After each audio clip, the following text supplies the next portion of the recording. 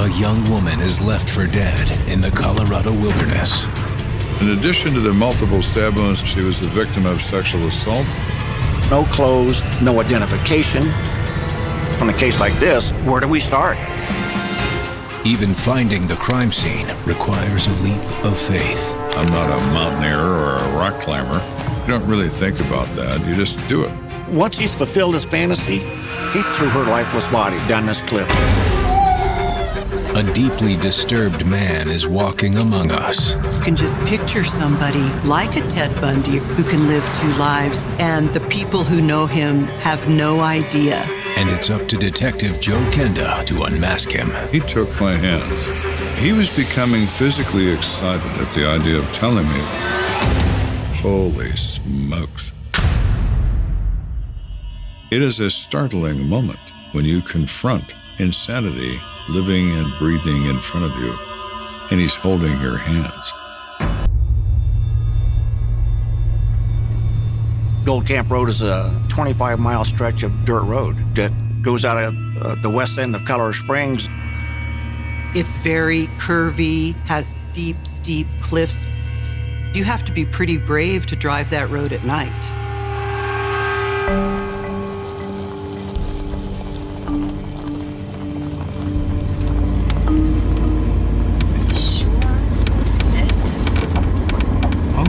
That's what the sign says.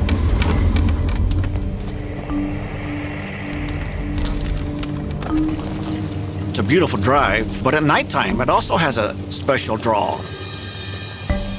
There's legends that the ghosts of miners from back in the 1800s can be heard. Man, it is dark out there. Yeah, I mean, how are we even gonna see the ghosts? Don't be such a skeptic, because maybe we'll hear them.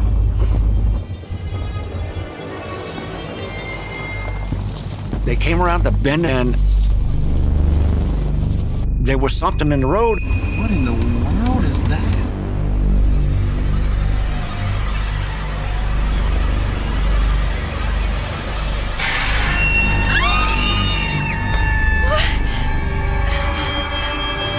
Lo and behold, here's a lady, a naked lady. Blood-soaked from head to toe. This is more terrifying than finding any ghost. She needs help, and she needs help now.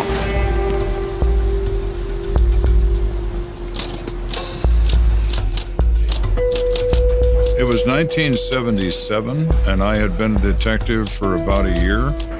Back then, you didn't have a partner. You were working with your own experience and by your wits. On this particular morning, Detective Kenda is next up in the rotation to get a case. Kenda, got something for you. Sure. So what do we got? A family picked up an injured woman last night, took her to St. Francis. Doctors there think someone tried to kill her.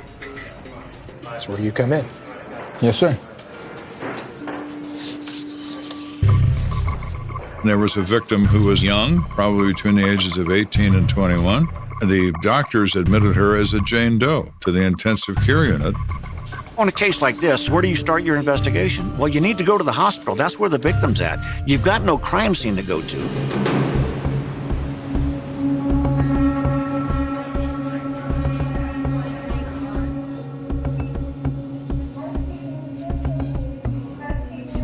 Are you the detective? Yes, Joe Kenda. Hi, Dr. Langstaff. She's lucky she's alive. This victim had been beaten, had been stabbed 6 times, and had been savagely sexually assaulted. You know, there's something else. It may not be related, but we all noticed. It looks like someone sawed off a chunk of her hair with a knife. It's too weird to be a haircut. Yeah, that could be helpful. Could have been taken by her attacker. People who commit the crimes of sexual assault take souvenirs to relive the moment.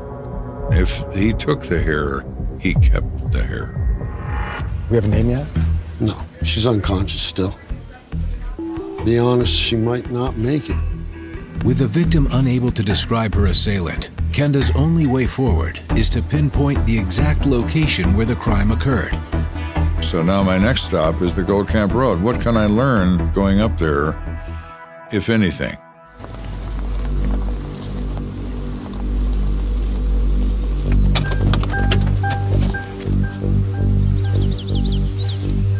The Piazza family have agreed to take investigators back to the scene where they found this young lady.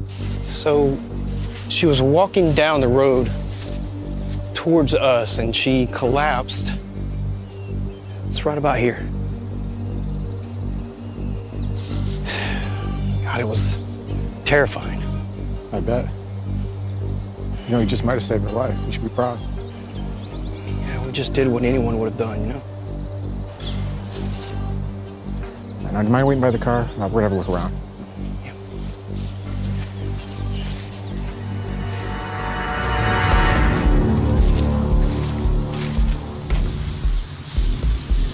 Another one there. You can still see some blood there.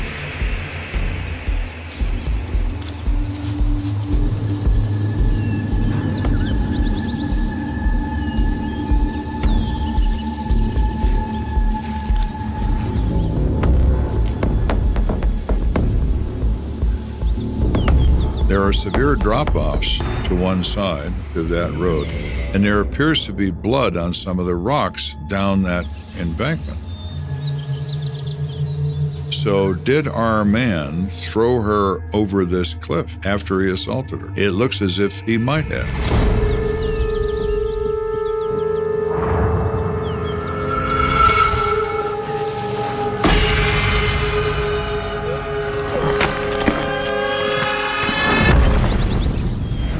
She somehow then managed to crawl up that embankment because when those passersby found her, she was on the road. The blood trail suggests the true nature of the attack on Kenda's Jane Doe, but he will need additional physical evidence in order to identify the perpetrator. Kenda wonders if that evidence might be found in the ravine below. If he disposed of her, what else did he dispose of? Detective Kendra, dispatch. Dispatch. Can you patch me through to the fire department's mountain rescue team? 10-4, detective.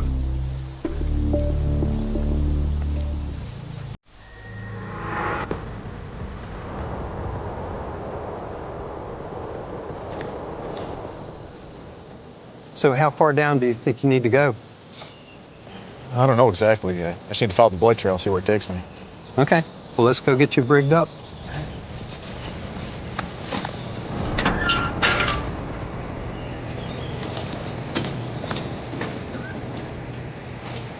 Hey, Joe. You can't just step off the side of the road and start walking down there. I'm not a mountaineer or a rock climber, but you don't really think about that. You just do it.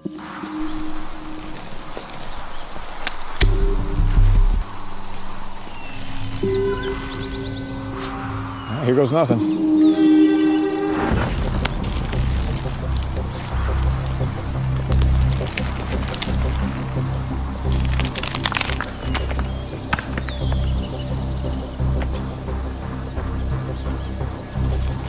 Joe actually rappelled down the side of that cliff there to see what evidence could be found.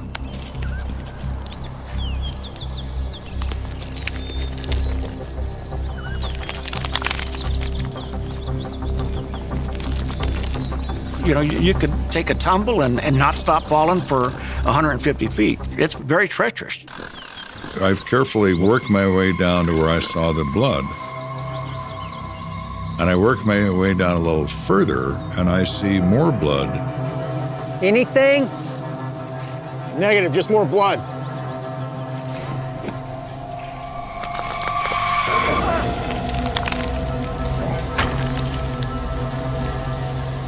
You okay down there? No, I'm all good.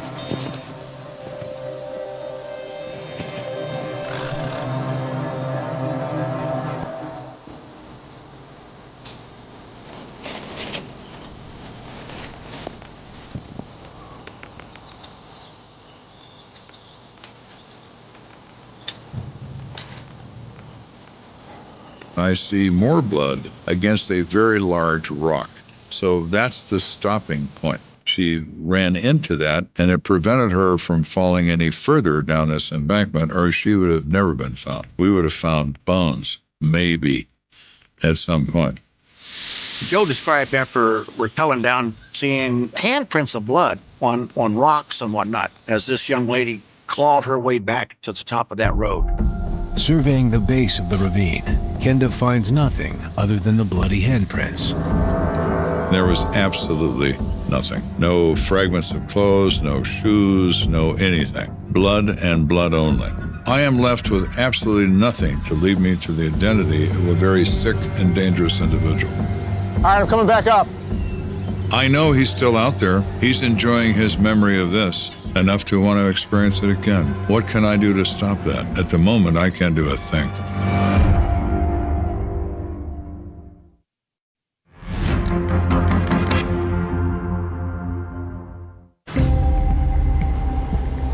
I'm a young detective who got assigned to this case of a woman being assaulted and stabbed and thrown off a cliff. Now what?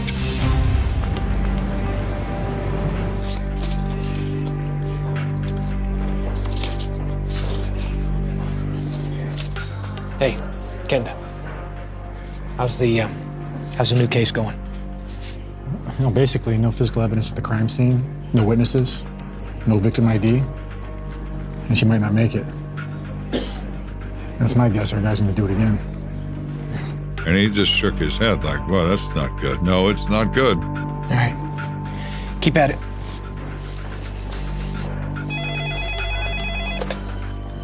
It's Kenda. Hey, Kenda, Dr. Langstaff at St. Francis. Your girl's awake. My only hope is that she remembers enough to lead me to whoever this is before he does it again. Speaking with the staff at St. Francis, Kenda learns his Jane Doe is in fact 20-year-old Caitlin Bennett. Line Detective Kenda, mind if I ask you a few questions? Just thought you'd never get here. I want you to lock that bastard up. She's alert, she is talkative, and she's obviously one tough little chick. And you could see her demeanor was the reason she survived. First, I need some basics. Is there anyone, family members that I could notify, let them know that you're okay? Not really. I'm on my own. She was having family problems, fighting with her mother, and so she moved out of the house. She really didn't have anything to live on. In order to survive, Caitlin turned to prostitution. Society has always looked down upon people who choose prostitution as a method of survival.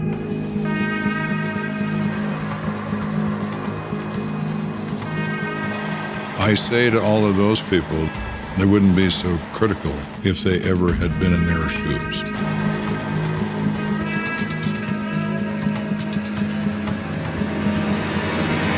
There is an enormous occupational hazard associated with being a prostitute.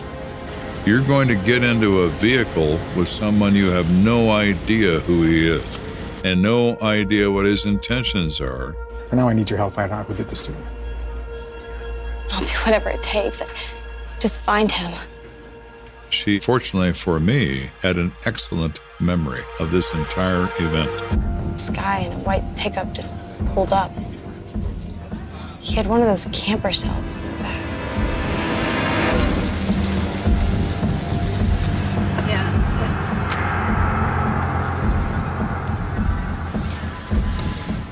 You looking for a good time? That's exactly what I'm looking for. Come on in.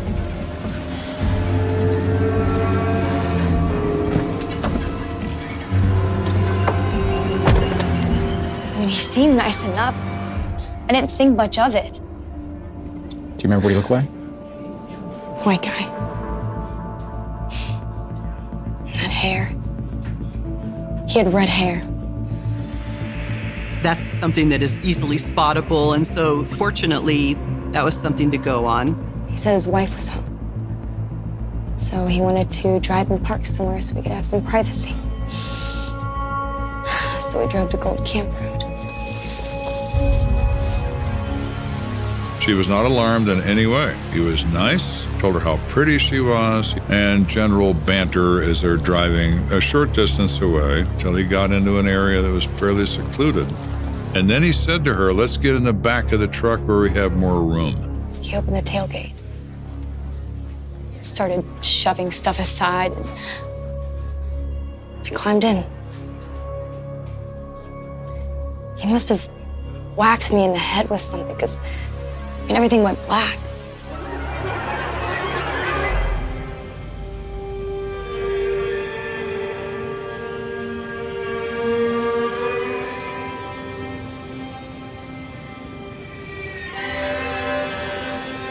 When she awakened, she was naked, bleeding, grievously hurt, and laying against a boulder 100 feet down the ravine from where she had been in that truck.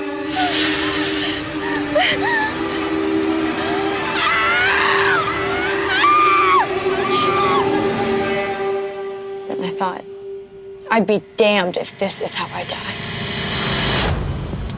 She was going to live, no matter what. She's going to make every effort to survive. You have to admire that. You don't see that very often. I had never seen it to that level.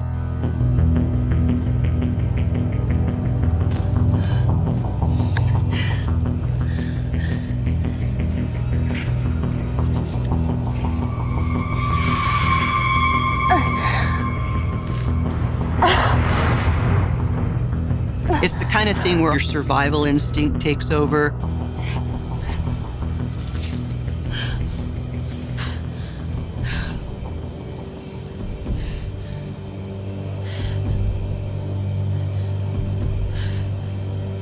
She might have been easy to pick up, but she wasn't going to be easy to put down.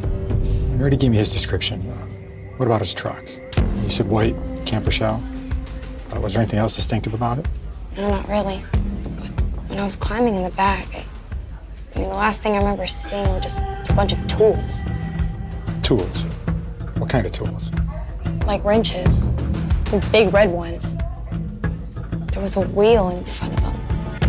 It was like 2 or 3 feet long. Okay, Caitlin. Well, thank you. I will find him. I promise you.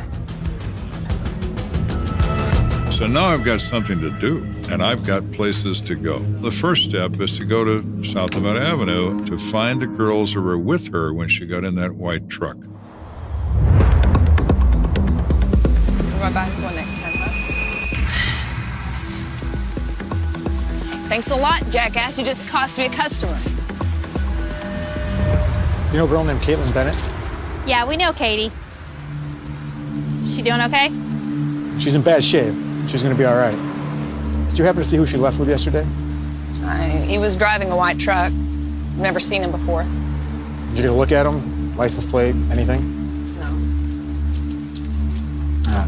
Thanks for your help. So maybe this is his first time. We just need to find him before he tries his second one.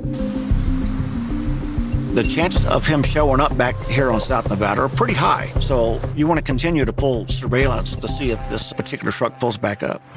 So I instructed the sector officers who work the South Nevada area. I got a white truck with a camper shell and a red-headed white male driver. You see that guy, you stop, you identify him.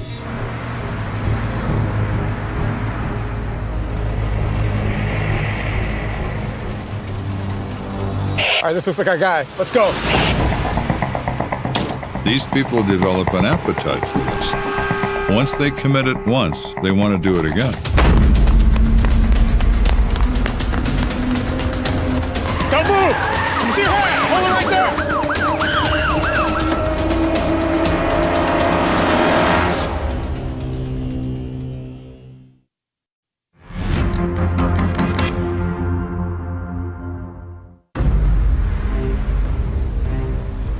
We are looking for this white truck and a red-headed driver to put a stop to what I suspect will be a pattern of extreme violence if we don't find it. Let me see your hands! Hey, man, it's cool. I was just asking one of these girls for directions. The driver was identified, and it's obvious he wasn't the guy we're looking for. Directions, huh? Did you get lost on your way to church? No. Sorry, it's a false alarm. Should go ahead and get out of here. All right. I'm gonna head back to the office, leave this to you and your guys. Okay, Joe. I'll call you if we find something. After coming up empty, Kenda hands over surveillance duties to the Vice Squad and heads back to the office to take another look at the victim's statement. We're back to her description of the contents of the back of the truck. She said he had tools in there. They were red and they were 2 or 3 feet long, and they had like a wheel at the front. So I did a quick little drawing. Now, as a young policeman, married with 2 children, I made little or no money. I was a do-it-yourself guy. I had a very good understanding of tools, and I used them all the time. Well, it's a pipe wrench. So I began thinking about that when she described 3 feet long wrenches, pipe wrenches. A homeowner would never use a wrench that big. That's a professional tool. The only person who would ever use something that large is a plumber. So who are we looking for now? I think I'm looking for a red-headed plumber.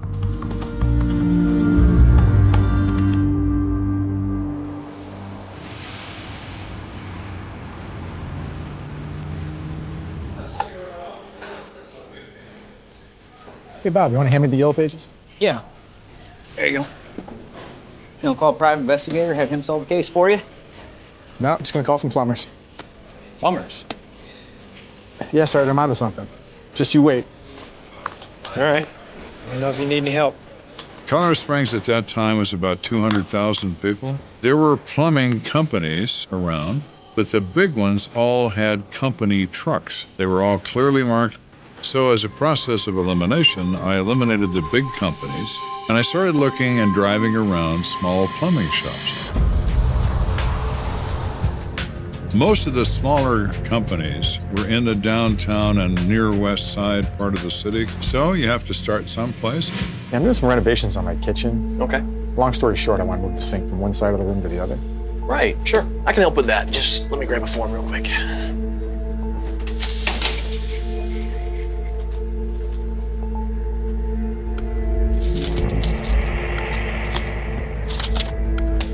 You know, it's kind of a big job. You don't happen to have a partner, do you? No, it's just me. Maybe I'll find something of interest, maybe I won't, but I'm gonna at least. How you doing? I came by the other day to talk to a guy about a bathroom remodel. I was wondering if you had the estimate ready. Do you know who you talked to? I can't remember his name. It was a redheaded guy. We don't have any red-haired guys here. Are you sure about that? I've been here a long time, yeah. I appreciate the help. Anytime. You want to see if anybody that matches this suspect's description maybe works for them. A white guy with red hair.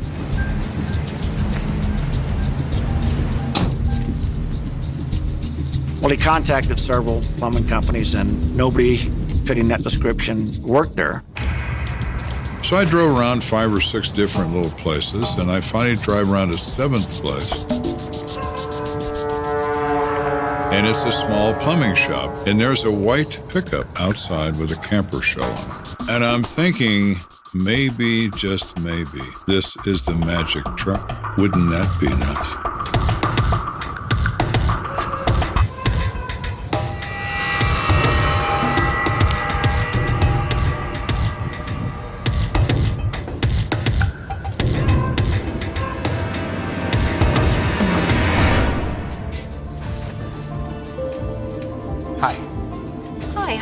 You. Yeah, I've got this leaky pipe that I need to have fixed, and this place was recommended by one of my friends. Are any of your plumbers in? No, they're both out at the moment. Well, I noticed that white truck outside.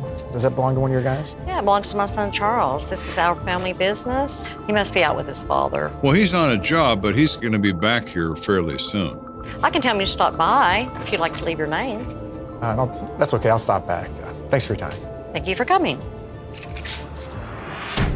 Ma'am, by any chance does your son have red hair? Yes. Do you know him? No, I just heard a lot about him. Thanks again.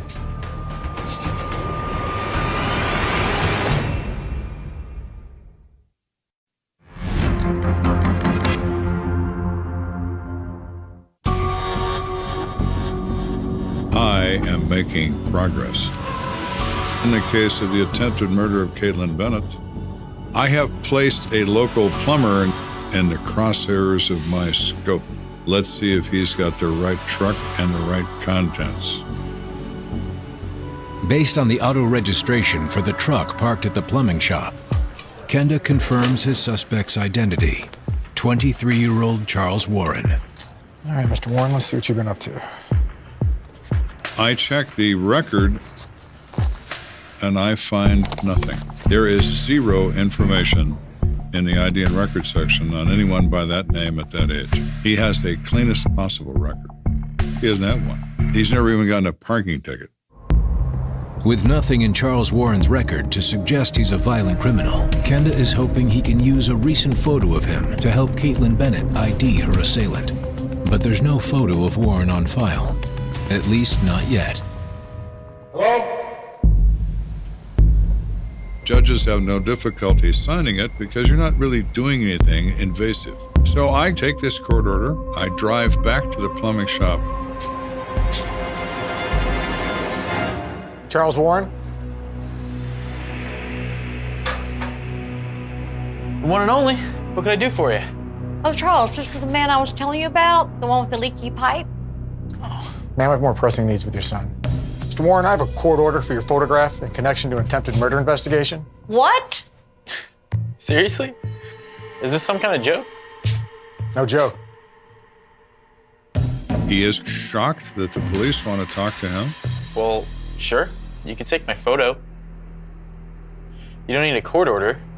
I didn't do anything. Go ahead and take your hat off. Is this really necessary? It's okay, Mom. It's just a mistake. Turn to the side. Oh, heaven's sakes. I mean, is there any questions I can answer for you? What's this about? We're all done here. Thanks for your time.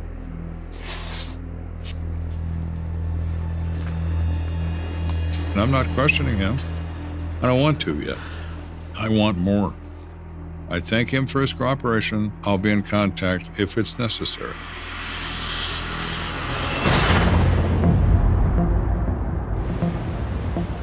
Caitlin, I'm gonna show you some pictures. And I want you to take your time. Tell me if you recognize any of these people on this sheet of paper, okay?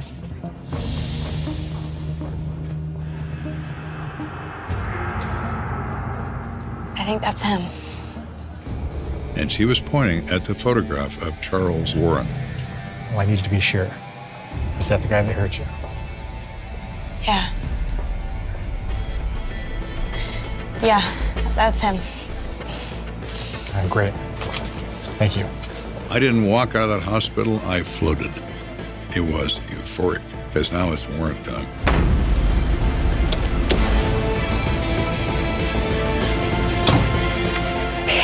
Fall 1 requesting backup. As soon as we get that warrant signed, we're gonna hit that house.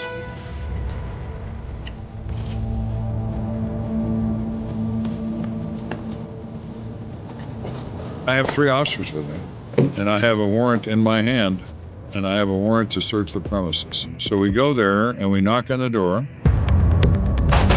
Police, open up!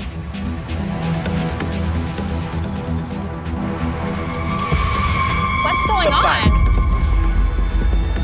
Charles? What's going on? Charles? Don't move! Let me see your hands! Stand up. Up against the wall. You're under arrest for the attempted murder of Caitlin Bennett. I didn't do anything. And there is total shock, total, absolute shock. The mother is shaking. The father is staring at us. The wife doesn't know what to do. The little child is starting to cry. Let him go. It's okay, honey. Stay seated.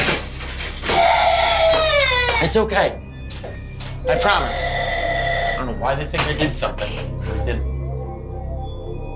It's got to be incomprehensible. And can you imagine being the wife? It's okay. It's okay. You know, thinking, what? Why are they coming after my husband? All right, I'll keep my eyes on them while you guys do your search. Do you really have to go through my things? Yes, we do. Yeah, I don't know. It's okay, baby.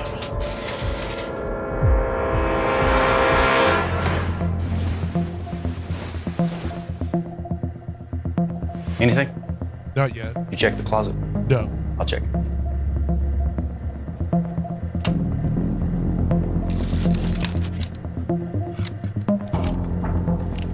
Police are hoping to find bloody clothes or any other personal effects tying Charles Warren to the attack on Caitlin Bennett.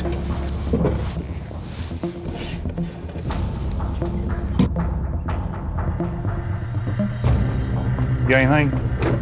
No, I got nothing. So we are searching this whole house, and we find nothing. The officers come out and report that they find no clothing anywhere, closets, under the beds, in the dressers, any place they look. Detective. We didn't find anything. It's gotta be something. We tore this place apart. I mean, you sure we have the right guy?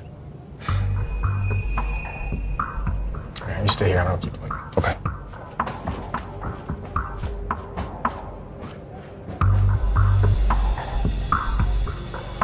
In his bedroom is a standard man's 6-drawer dresser. People hide things in predictable places. They don't think they do, but they do. Even burglars know that. Hey, let's check these again. Let's be extra thorough.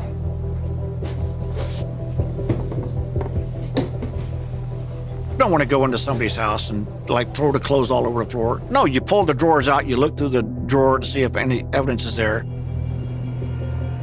I pull out the top drawer, nothing.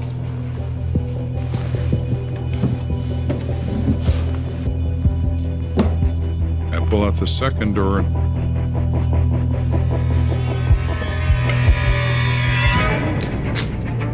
Bingo. And taped to the back of the drawer is hair, and it's her color. Oh, my. Charles, you son of a bitch. Here we are. I've got you by the throat, and I'm not going to let go.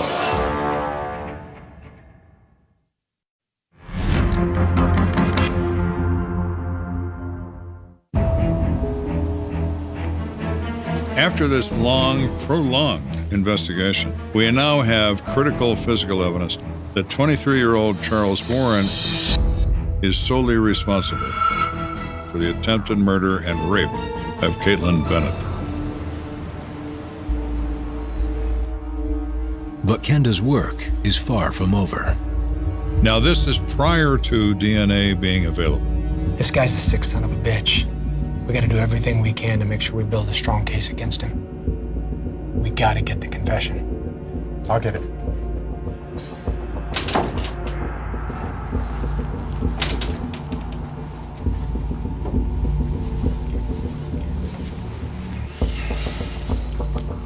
Charles immediately proceeds into absolute denial.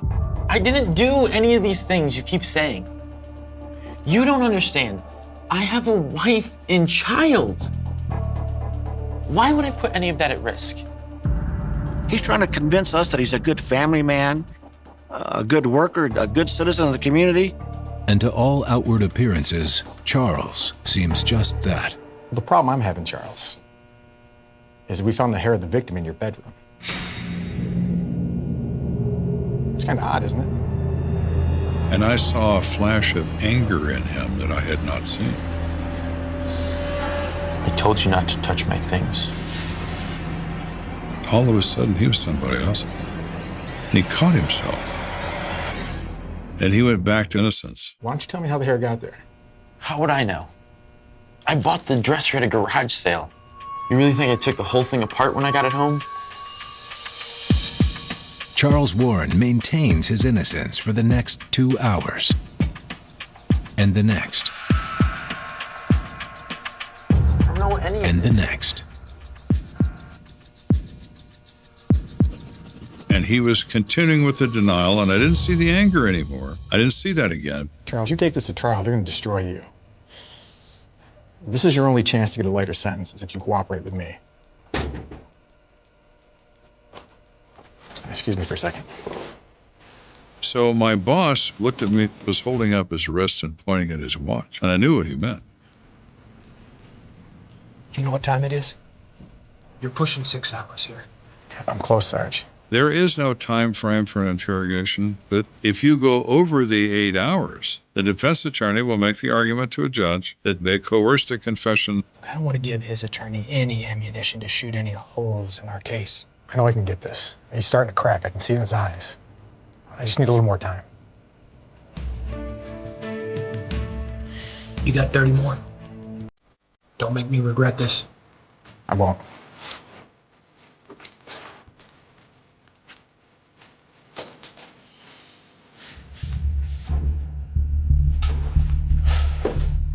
So Joe goes back in and totally changes the way the interrogation is being conducted.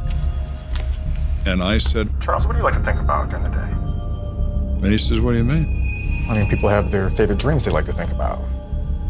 Daydreams. Maybe being a football player, movie star, maybe having a lot of money. What's your favorite dream? And his whole demeanor changed into something else, really scary. And he turned his head and he said, oh, I can't tell you that. Well, hello again, sir. I haven't seen you since you were angry. Now, why can't you tell me? Because you'll get mad at me? No, I won't. You wouldn't believe some of the stuff I've heard in here. You'd be surprised.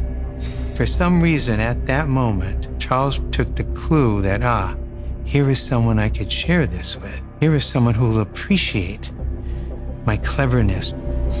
He was becoming physically excited at the idea of telling me. All right. I'll tell you what I think about.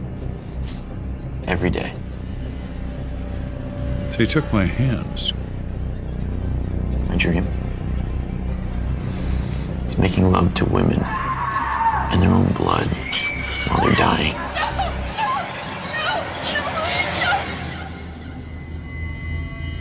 Haven't you ever thought about that? I wanted to do two things at that moment.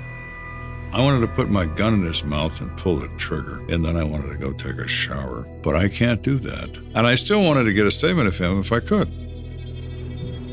Haven't you ever thought about that? I mean, yeah.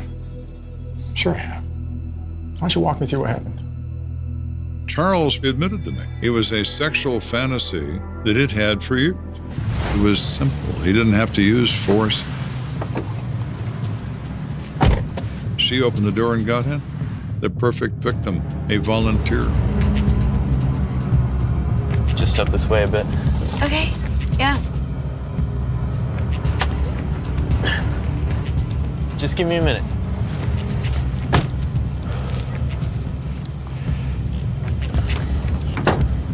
When he tells her to get in the back of the truck where they have more room, that's step one of the plan. Let me get her in the back where I have my toys. And that's what he did.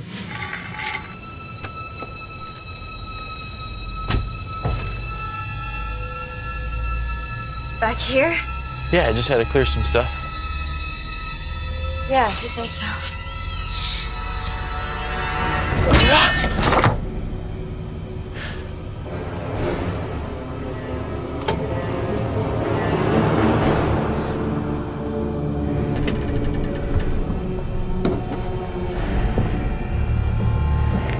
When he strikes her over the head and renders her unconscious, and he rips her clothes off, she is the fantasy. He then can do whatever he wishes with this unconscious female for his own sexual gratification. How sick is that? It's as sick as it gets.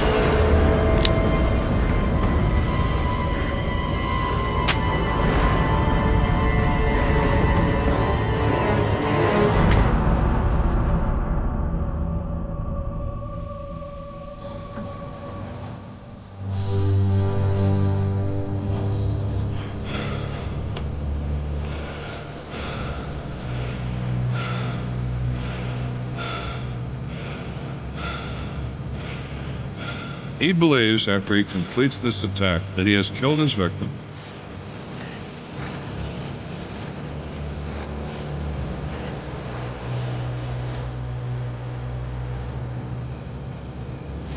He disposes of her over the side of this cliff and goes home with his souvenir stuffed in his jeans. Her hair.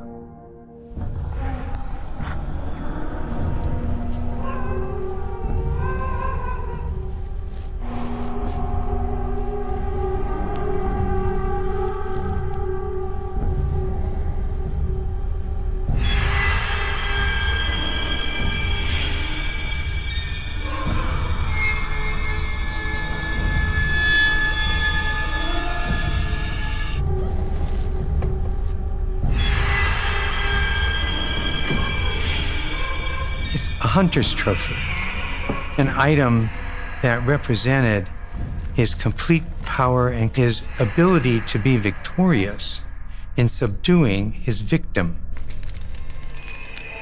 He liked to touch it at night. He'd get up and open the door and touch her hair. Holy smokes. While he's going through all this, I'm just sitting there looking at him. And at the very end of it, he said, But you know what?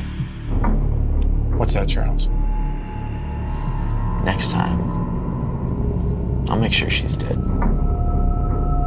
fortunately for the rest of the world, in your particular case, there isn't going to be a next time. The charges that were filed was the attempted murder, kidnapping, sexual assault. He decided that he was going to plead guilty, but it was obvious that we got a person here that's got some real mental issues.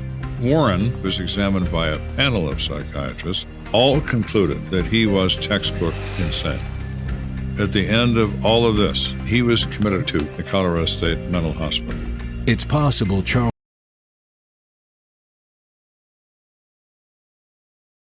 On a warm July morning in 2010, Lyle and Marie McCann left their home in St. Albert, Alberta, the way they had done countless times before, together in their motorhome, with the road opening ahead of them and a vacation waiting somewhere beyond the mountains. They were 78 and 77 years old. They had been married for almost 6 decades. They had raised 3 children. They had spent years building a life that, from the outside, looked ordinary in the most comforting sense of the word. A home, a family, familiar routines, long drives, camping trips, the quiet freedom of retirement. There was nothing about that morning that suggested it would be the last morning of their lives. Nothing in the image of an elderly couple filling a motorhome with gasoline warned anyone watching that, within days, that same motorhome would be reduced to a blackened shell in a remote area of Alberta. And nothing suggested that the woman and man who drove away that morning would vanish so completely that, more than a decade later, their children would still be waiting for the one thing that could never be replaced by a courtroom verdict: their bodies. At approximately 9:25 in the morning on July 3rd, surveillance cameras captured Lyle and Marie at a gas station in St. Albert. Their motorhome was being filled with fuel. Behind it was the light green Hyundai Tucson they were towing for their trip. It was an ordinary scene, almost painfully ordinary when viewed with the knowledge of what would come next. There was no dramatic goodbye, no frantic phone call, no witness watching them disappear into the trees. Just 2 elderly people preparing to leave town. They were heading west toward British Columbia. They had plans. Marie was expected to meet family in Abbotsford a week later. Their daughter was supposed to arrive at the airport on July 10th, and the couple planned to continue their trip from there. For Lyle and Marie, the journey was still ahead of them. But somewhere along that journey, something changed. Because 2 days later, the motorhome would be found on fire near Edson, Alberta. And Lyle and Marie would be gone. When firefighters arrived, there was no reassuring explanation waiting for them. There was no elderly couple standing nearby, shaken but alive. There was no indication that the McCanns had simply parked somewhere and wandered away. The motorhome was engulfed in flames in an area near Minnow Lake. It was badly damaged, eventually reduced to the kind of wreckage that turns a familiar vehicle into something almost unrecognizable. The couple's Hyundai Tucson was missing. So were Lyle and Marie. At first, there was still room for uncertainty. Perhaps they had left the motorhome for some reason. Perhaps there had been an accident. Perhaps they had encountered mechanical trouble and accepted a ride from someone. Perhaps they had decided to change their plans. Those possibilities could exist for a little while. But every hour that passed without contact made them harder to believe. The McCanns were not young backpackers who had disappeared into a wilderness by choice. They were an elderly married couple traveling along a planned route. Their family knew where they were supposed to be. They were expected in British Columbia. They had people waiting for them. And when those people waited and finally realized that Lyle and Marie were not coming, the nature of the situation changed. This was no longer a delayed vacation. It was a disappearance. Then came another discovery. On July 16th, investigators located the missing Hyundai Tucson near Highway 16, roughly east of Edson. The vehicle was no longer simply a missing piece of the puzzle. Investigators treated the area around it as a potential crime scene. And suddenly, the case began to acquire a darker shape. A burned motorhome, a missing elderly couple, a missing SUV, a remote stretch of Alberta, and a question that would haunt investigators for years. Where were Lyle and Marie McCann? The answer would not come from a body. It would not come from a confession. It would not come from a weapon recovered from the wilderness. Instead, investigators would have to reconstruct what happened from fragments. A vehicle, a phone, a bloodstain, a baseball cap, a fingerprint, DNA, a trail of movements across Alberta, and eventually the name of a man who was already known to police, Travis Edward Vader. In the first days of the investigation, Vader was described as a person of interest. He was 38 years old and had a criminal history. Police were searching for him, and on July 19th, he was taken into custody on outstanding warrants unrelated to the disappearance. But the McCann investigation was already moving in his direction. The connection between Vader and the missing couple would become one of the central mysteries of the case. How had a 78-year-old retired man and his 77-year-old wife crossed paths with a man decades younger, a man who was already moving through a very different world? And what happened in the hours after Lyle and Marie were last seen alive? That question would become more disturbing as investigators examined what had been left behind. Inside the Hyundai Tucson, investigators would eventually find evidence that prosecutors would argue connected Vader directly to the couple. Marie McCann's blood was found inside the SUV. Lyle McCann's baseball cap was recovered with a bullet hole and blood on it. DNA associated with Vader was found in the vehicle and on the cap. His fingerprint was found on a beer can inside the SUV. And phone records would indicate that someone was using the McCann cell phone after they had disappeared, including communications with a woman connected to Vader. Each individual piece of evidence could be questioned. Each could be explained away. Each could be challenged. But together, they began to form a picture. And it was a picture that suggested Lyle and Marie had not simply disappeared. Someone had taken control of their world. Someone had driven their vehicle. Someone had possessed their belongings. Someone had used their phone. Someone had left traces behind. But if that was true, where were the two people themselves? This is where the McCann case becomes more than a story about two missing seniors. It becomes a story about absence. Because in most homicide investigations, the dead eventually become the most important evidence in the room. A body can reveal wounds. A pathologist can determine a cause of death. Investigators can establish where a victim was killed, when they died, and sometimes even how their final moments unfolded. The McCann case offered none of that. There was no grave. No coffin. No funeral. No final resting place. There was only an empty space where Lyle and Marie should have been. For their children, that emptiness was not theoretical. It was personal. Imagine knowing that your parents left home for a vacation and never came back. Imagine seeing their motorhome burned to the ground. Imagine knowing that their vehicle had been found somewhere else. Imagine hearing investigators discuss blood, DNA, fingerprints, and phone records, while the two people those clues belonged to remained missing. And then imagine being asked to accept that they were dead without ever being given the dignity of bringing them home. That would become the central wound of the McCann family. The case would eventually lead to a conviction. But a conviction is not the same thing as closure. A courtroom can pronounce a sentence. It cannot produce a grave. A judge can determine criminal responsibility. It cannot tell a family where to place flowers. And a prison sentence cannot answer the question that Brett McCann and the rest of the family would continue asking. Where are Mom and Dad? The tragedy of Lyle and Marie's disappearance is also hidden inside the details of that final journey. They were traveling toward British Columbia. They had plans to see family. They were not disappearing from their old lives. They were moving toward the people they loved. Their disappearance, therefore, did not begin with a decision to leave. It began with a journey that was supposed to end somewhere familiar. That makes the last confirmed image of them particularly haunting. A gas station, a motorhome, a light green SUV, a couple preparing for the road. The kind of scene that happens thousands of times across North America every summer. People fill their tanks. They check their mirrors. They make sure the doors are locked. They glance at the road ahead. They drive. And then they are gone. For Lyle and Marie, the ordinary quality of that morning would later become almost unbearable. Because the last known moment of a person's life rarely announces itself as a last moment. There is no clock on the wall saying, "This is the final hour." There is no warning written across the sky. There is only a normal day. And then suddenly, there isn't. The route from St. Albert toward British Columbia would become the first line in a massive reconstruction.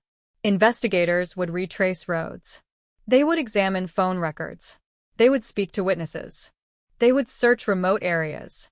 They would bring in dogs. They would use helicopters. They would return to places that had already been searched. They would look for signs in the landscape, where the landscape seemed to offer none. The Alberta wilderness is enormous, and to someone standing inside it, distance can feel almost meaningless. A road can disappear around a bend. A stand of trees can conceal what lies only a few dozen meters away. An isolated oil lease, a patch of brush, a drainage area, a pond, a remote trail, each can become a possible hiding place.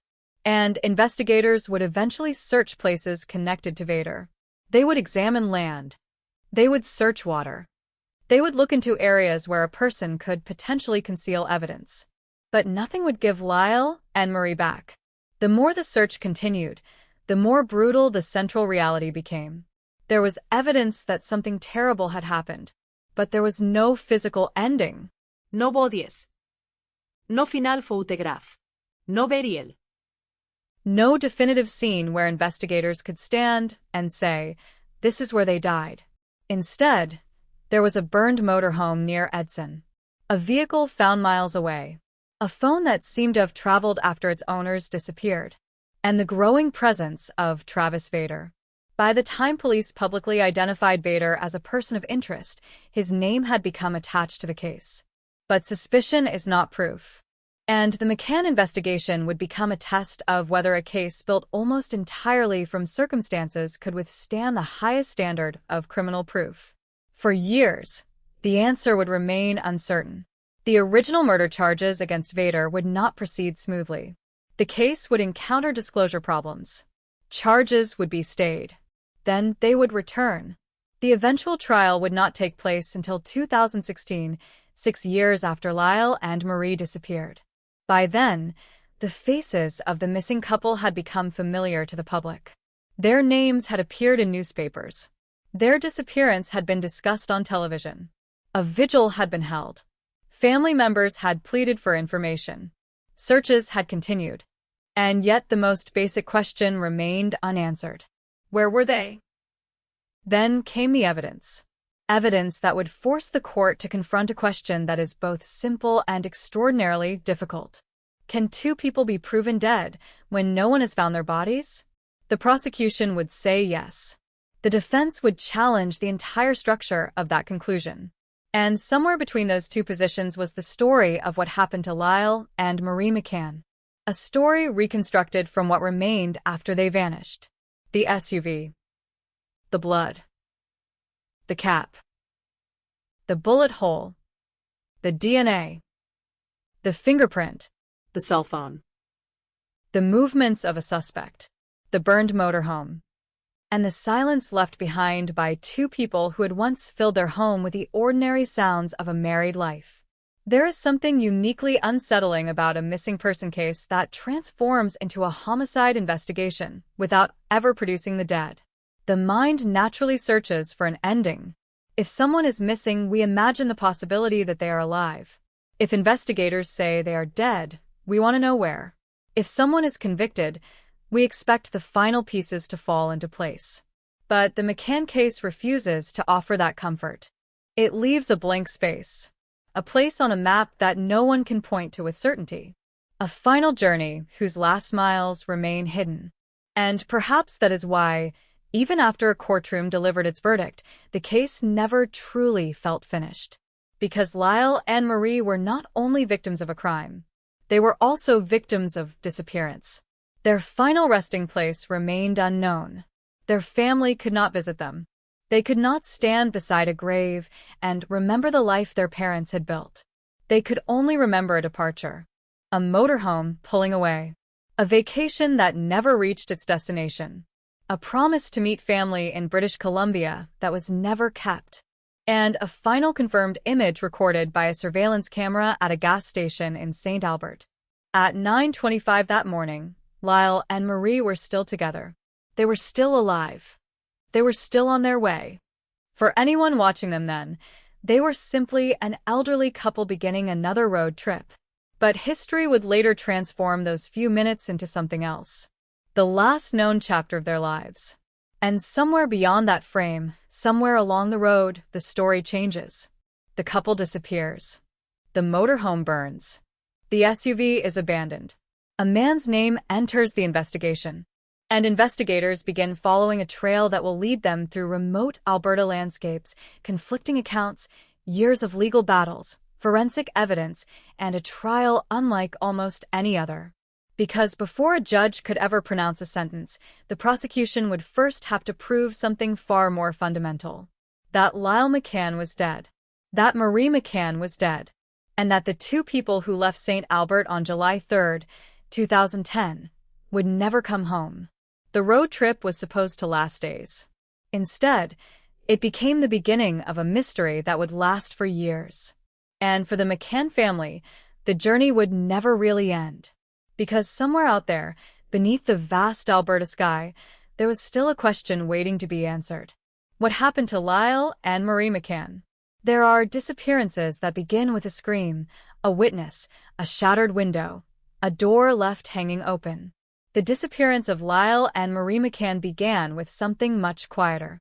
A road, a motorhome, and two people who believed they were simply leaving home for vacation. On July 3, 2010, the morning in St. Albert, Alberta, did not look like the beginning of a tragedy. There was no visible danger waiting at the edge of town. No strangers stepping from the shadows. No message warning the couple that they should turn around. Lyle McCann was 78 years old. Marie was 77. They had been married since 1952. Nearly 60 years of marriage had given them the kind of familiarity that only develops after a lifetime together. The small habits, the private jokes, the routines that no longer need to be spoken aloud.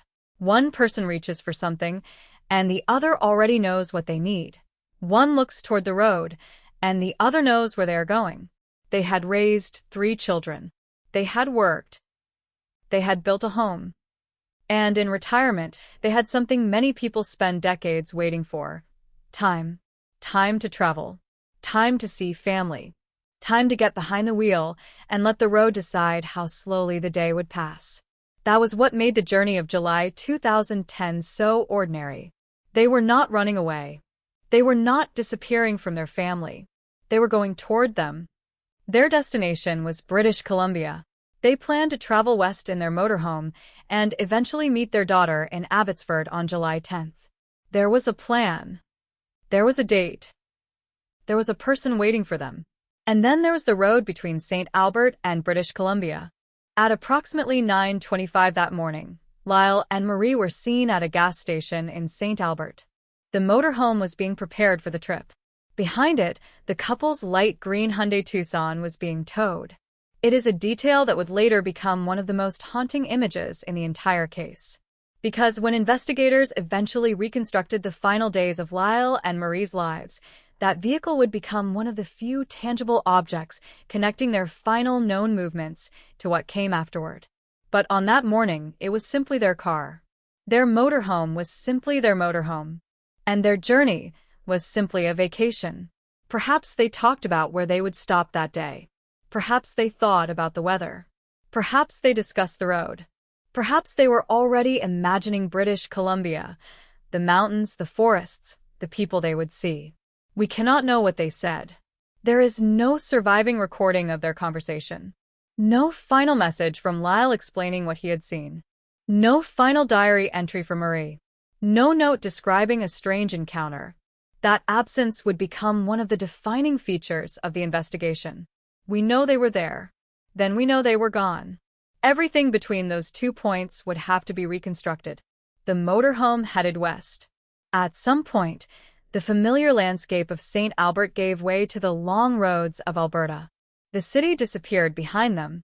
The road stretched ahead. And somewhere along that route, the lives of Lyle and Marie intersected with the life of Travis Vader. The exact sequence of events would later become the subject of intense investigation and courtroom debate. But by July 5th, something was terribly wrong. Firefighters were called to a motorhome burning near Minnow Lake, in the area around Edson. Imagine arriving at a scene like that. The first thing you see is fire.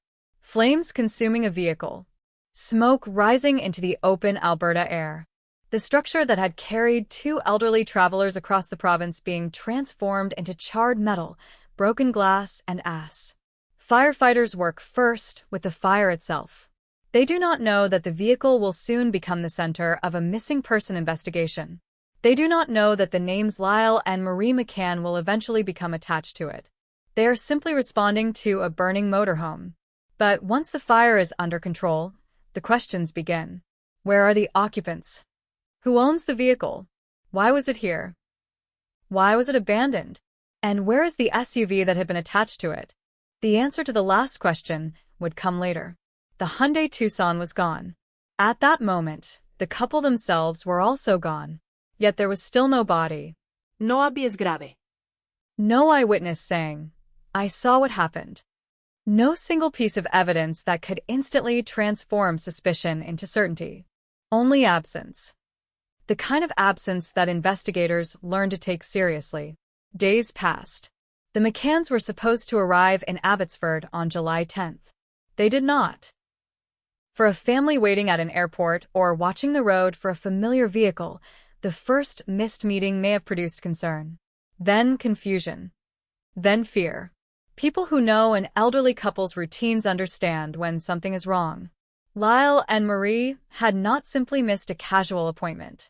They had disappeared during a planned trip. The family contacted authorities. The case began to move.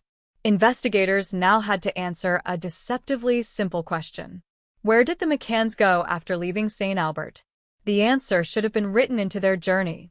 Instead, the road became a trail of fragments. The burned motorhome. The missing SUV.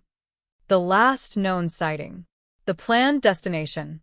And then, on July 16th, another discovery. The Hyundai Tucson was located near Highway 16, approximately 30 kilometers east of Edson. It was no longer merely a missing vehicle. It was potentially evidence. That distinction matters. Because a vehicle can remember things that people cannot. It can carry fingerprints, DNA, blood, fibers, objects, digital traces. It can preserve a person's movements long after that person is gone. And the Tucson would eventually become one of the most important pieces of the investigation. As investigators examined the circumstances surrounding the vehicle, the theory of a simple disappearance became harder to sustain. Something had happened. Something involving other people. Something violent. The term foul play began to enter the case. But suspicion alone could not tell investigators what had happened to Lyle and Marie. They had to find a connection. That connection increasingly pointed toward Travis Vader. Vader was 38 years old. He was already known to law enforcement. He had a criminal history and outstanding warrants. His name was not unfamiliar to police. On July 19th, he was arrested on matters unrelated to the McCann disappearance. But the timing was significant. Investigators were searching for answers about 2 missing elderly people. And now a man with a history of contact with the criminal justice system was in custody. Vader would eventually become the central suspect. But the case was not solved simply because police had a suspect. In fact, this was only the beginning. Because investigators had a problem that would follow them for years. They could not find Lyle and Marie. Search teams went into the Alberta landscape. The province is vast. From a distance, wilderness can look empty. But empty does not mean exposed. Trees create walls. Brush creates cover. Water conceals. Remote roads disappear into terrain that can be difficult to search even under ideal conditions. An object can be only meters away and remain invisible. A person can leave a road and enter an area where almost no one passes. That reality would make the search for the McCanns extraordinarily difficult. Investigators searched areas associated with Vader. They examined property near No Jack. They searched water. Divers entered ponds and septic areas. They looked for evidence that might reveal where the couple had gone after their final known movements. But again and again, the search produced the same cruel result. Nothing. No remains. No final resting place.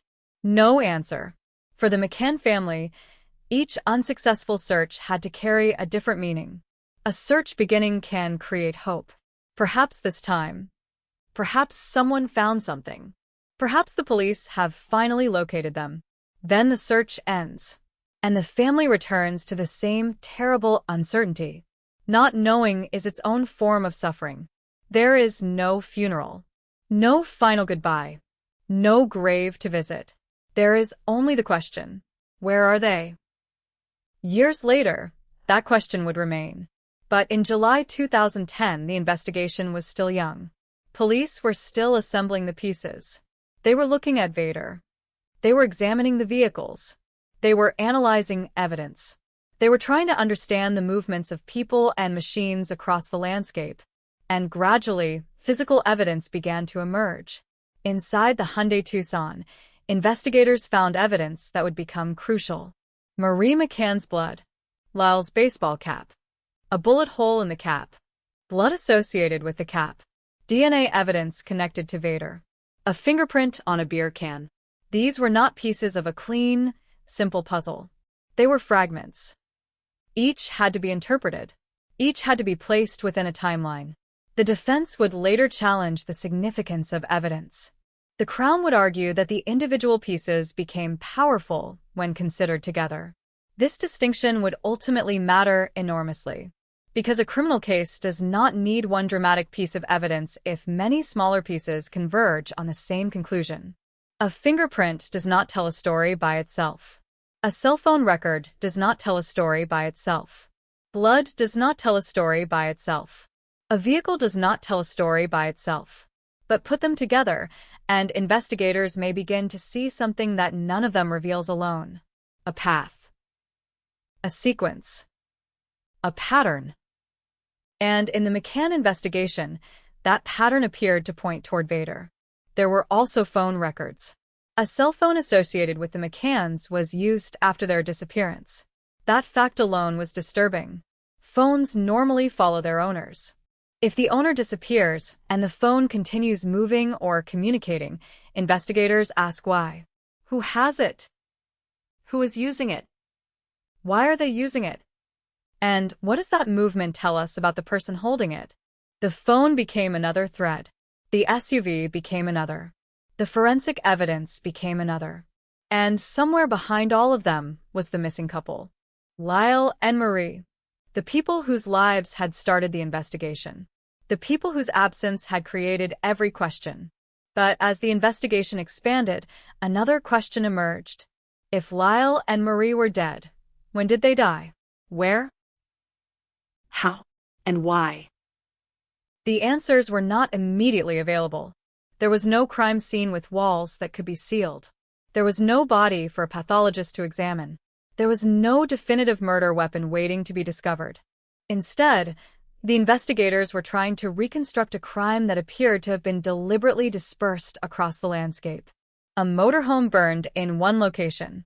A vehicle abandoned in another. Possible evidence inside that vehicle. Phone activity after the couple disappeared. A suspect with connections to the area. And two people who seemed to have vanished from the face of the earth. The deeper investigators went, the more the case seemed to become a battle against time. Every day mattered. Every memory faded slightly. Every object could be moved. Every trace could disappear. Weather could alter the landscape. Rain could wash away evidence. Fire could destroy it. Distance could hide it. And if someone had deliberately concealed the bodies, every passing season made the search harder. The landscape would change. Grass would grow. Leaves would fall. Snow would cover the ground. Then spring would return. And still Lyle and Marie would not. The case would eventually become one of Canada's most closely watched missing person homicide investigations.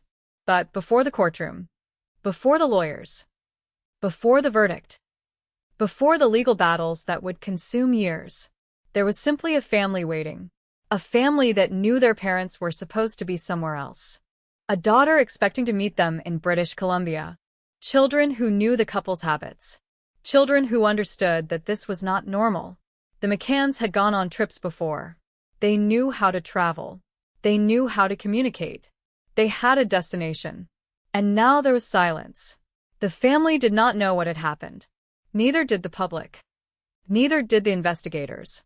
And perhaps most hauntingly, there was no guarantee that the truth would ever be discovered. A missing person can sometimes be found within hours, sometimes days, sometimes years. But every day without an answer changes the nature of a case.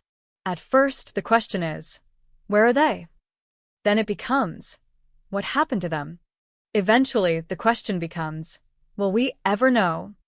For Lyle and Marie, that progression happened quickly. By the end of July 2010, the case had already begun to look like something far darker than a couple who had simply disappeared. The burned motorhome suggested violence or an attempt to destroy evidence. The missing SUV had been recovered. Evidence inside it pointed toward the couple and toward Vader. The couple themselves remained absent. And investigators were beginning to believe that the absence was not accidental. Someone had taken them out of the ordinary world. Someone had left behind only fragments. And if the investigators were right, then somewhere between St. Albert and the area around Edson, the final journey of Lyle and Marie had ended. But where exactly? That question would become the center of the case. It would follow investigators into remote searches. It would follow prosecutors into court. It would follow the McCann family into years of grief. And it would eventually follow Travis Vader into prison. Because even after a court found him criminally responsible for the deaths of Lyle and Marie, one question remained untouched. Where were their bodies? That question has a peculiar power. It does not belong only to investigators. It belongs to the family. It belongs to the victims. It belongs to the final dignity that every human being should have. Lyle and Marie had spent decades building a life together. They had children. They had memories. They had a home. They had plans. They had a road trip. They had expected to return. Instead, their last journey became a mystery. And the most important evidence in that mystery would never be recovered. Their remains. Their final location. The physical proof of where their lives ended. That is what makes the McCann case so unsettling. The story has a suspect. It has forensic evidence. It has a conviction. It has a sentence. But it does not have a grave. And so the story begins not with the discovery of two bodies, but with the discovery of an empty motorhome. A vehicle that had carried a married couple toward a vacation. A vehicle that should have carried them onward. A vehicle that instead became a burned shell in the Alberta wilderness. And somewhere beyond that fire, Lyle and Marie disappeared. The last known image of them remains painfully ordinary. Two elderly people preparing for the road. No dramatic farewell. No warning. No knowledge that anyone would later study their final movements second by second, searching for clues. They were simply leaving. They believed they were going somewhere. And perhaps that is the most haunting part of all. When Lyle and Marie pulled away from St. Albert, neither of them knew that the road ahead would become the last road they ever traveled. Their family did not know. Their friends did not know. The people who saw them that morning did not know. Only later would the ordinary details become sacred. The motorhome. The Tucson. The date. The time. The direction they were traveling. Every detail would be examined because after they vanished, there was nothing else left. No final conversation. No goodbye. No body. Only a trail. And investigators would follow that trail for years. But before they could follow it to a courtroom, they had to understand the people at the center of it. Who were Lyle and Marie before the headlines? What kind of life had they built together? What did their children lose when those two people disappeared? And why did a simple retirement road trip become one of the darkest journeys in Alberta's criminal history? To understand the tragedy, we have to go back before the fire. Before the investigation. Before Travis Vader's name entered the case. We have to go back to the beginning of Lyle and Marie's life together. Because before they became missing people, before they became victims, they were husband and wife. And their story began long before the summer morning, when they left St. Albert for the last time. Before Lyle and Marie McCann became names in a criminal case, they were simply two people who had spent most of their adult lives beside each other. That distinction matters. Because when a case becomes a headline, a victim can slowly disappear beneath the facts surrounding their death. The age becomes a number. The photograph becomes an image on a missing person poster. The name becomes something repeated by investigators, journalists, lawyers, and judges. Lyle McCann, 78. Marie McCann, 77. Missing. Presumed dead. Manslaughter. Life sentence. Those words are accurate, but they are not a life. A life is much larger than the final sentence written about it. For Lyle and Marie, there had been decades before July 2010. Decades of mornings and evenings, birthdays and ordinary arguments, family gatherings, meals, errands, holidays, and quiet nights at home. There were children who knew their voices. There were memories that existed long before anyone had reason to ask when they were last seen. And that is what makes the opening of this case so difficult to comprehend. Nothing about the McCann's final journey looked like an ending. It looked like a continuation. They were retired. They had time. They had a motorhome. They had somewhere to go. They were going to British Columbia. They were expected in Abbotsford. Their daughter was waiting. The plan was simple enough that no one needed to treat it like a final farewell. No reason to study the last photograph more carefully than any other. No reason to think, this may be the last time I ever see them. People rarely know when a goodbye is permanent. That knowledge comes afterward. And when it does, ordinary memories become unbearably important. A voice on the telephone. A sentence spoken at the kitchen table. A wave from the driveway. A door closing. A car disappearing down the street. For the McCann family, the final journey would eventually become filled with those kinds of details. Where did they stop? What did they eat? Who did they speak to? Who saw them? What time did they leave? What road did they take? What happened next? Investigators would ask those questions because they had to. The family would ask them because they needed to understand. But there is a difference between solving a case and living with its consequences. A detective can eventually close a file. A prosecutor can present evidence. A judge can issue a sentence.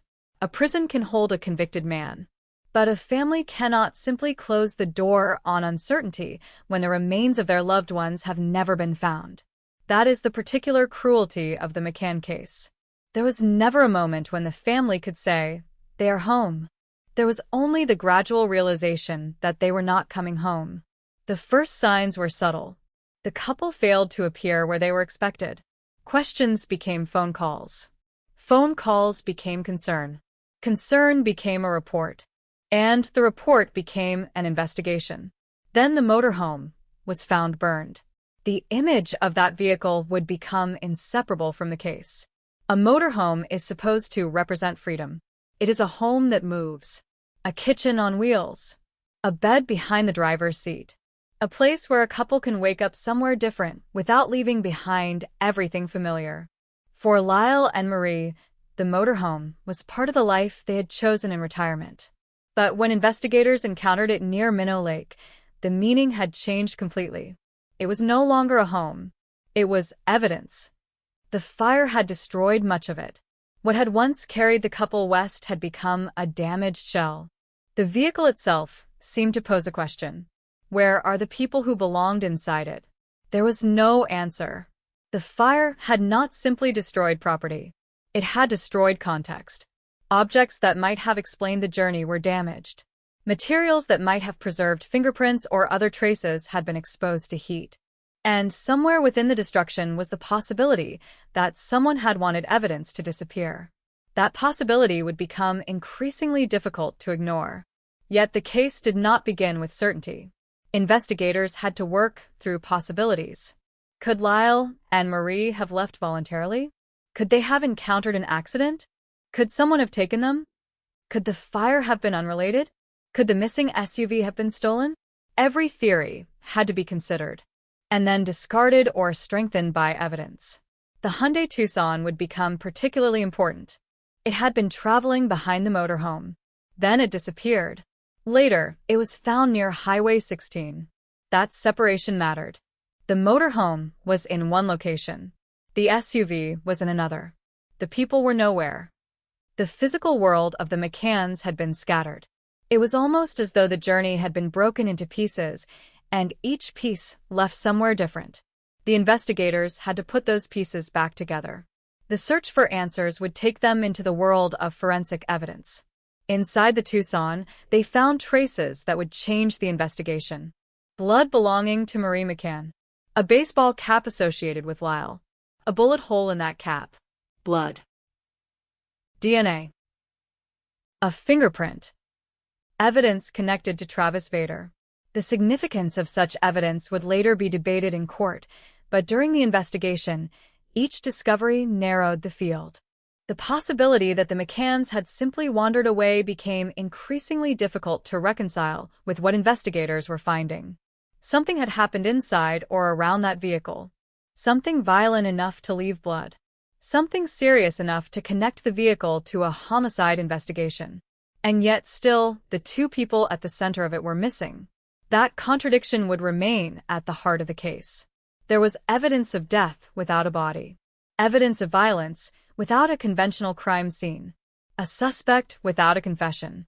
A conviction without a grave.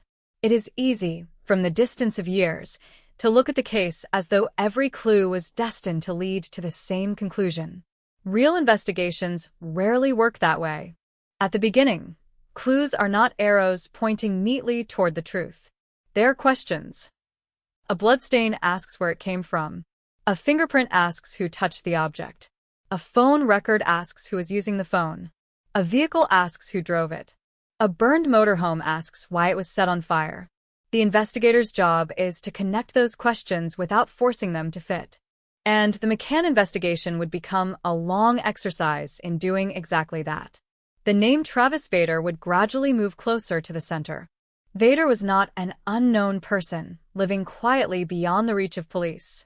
He already had a criminal history. He had outstanding warrants. He was already someone law enforcement wanted to find. On July 19th, he was arrested. But arresting someone is not the same as proving a crime. Investigators still had to establish a connection between Vader and the missing couple. That connection would eventually involve more than one type of evidence. There would be forensic evidence. There would be digital evidence. There would be evidence concerning vehicles. There would be witness information. There would be investigative tactics designed to make Vader speak. And there would be the landscape itself. The roads around Edson. The area near piers.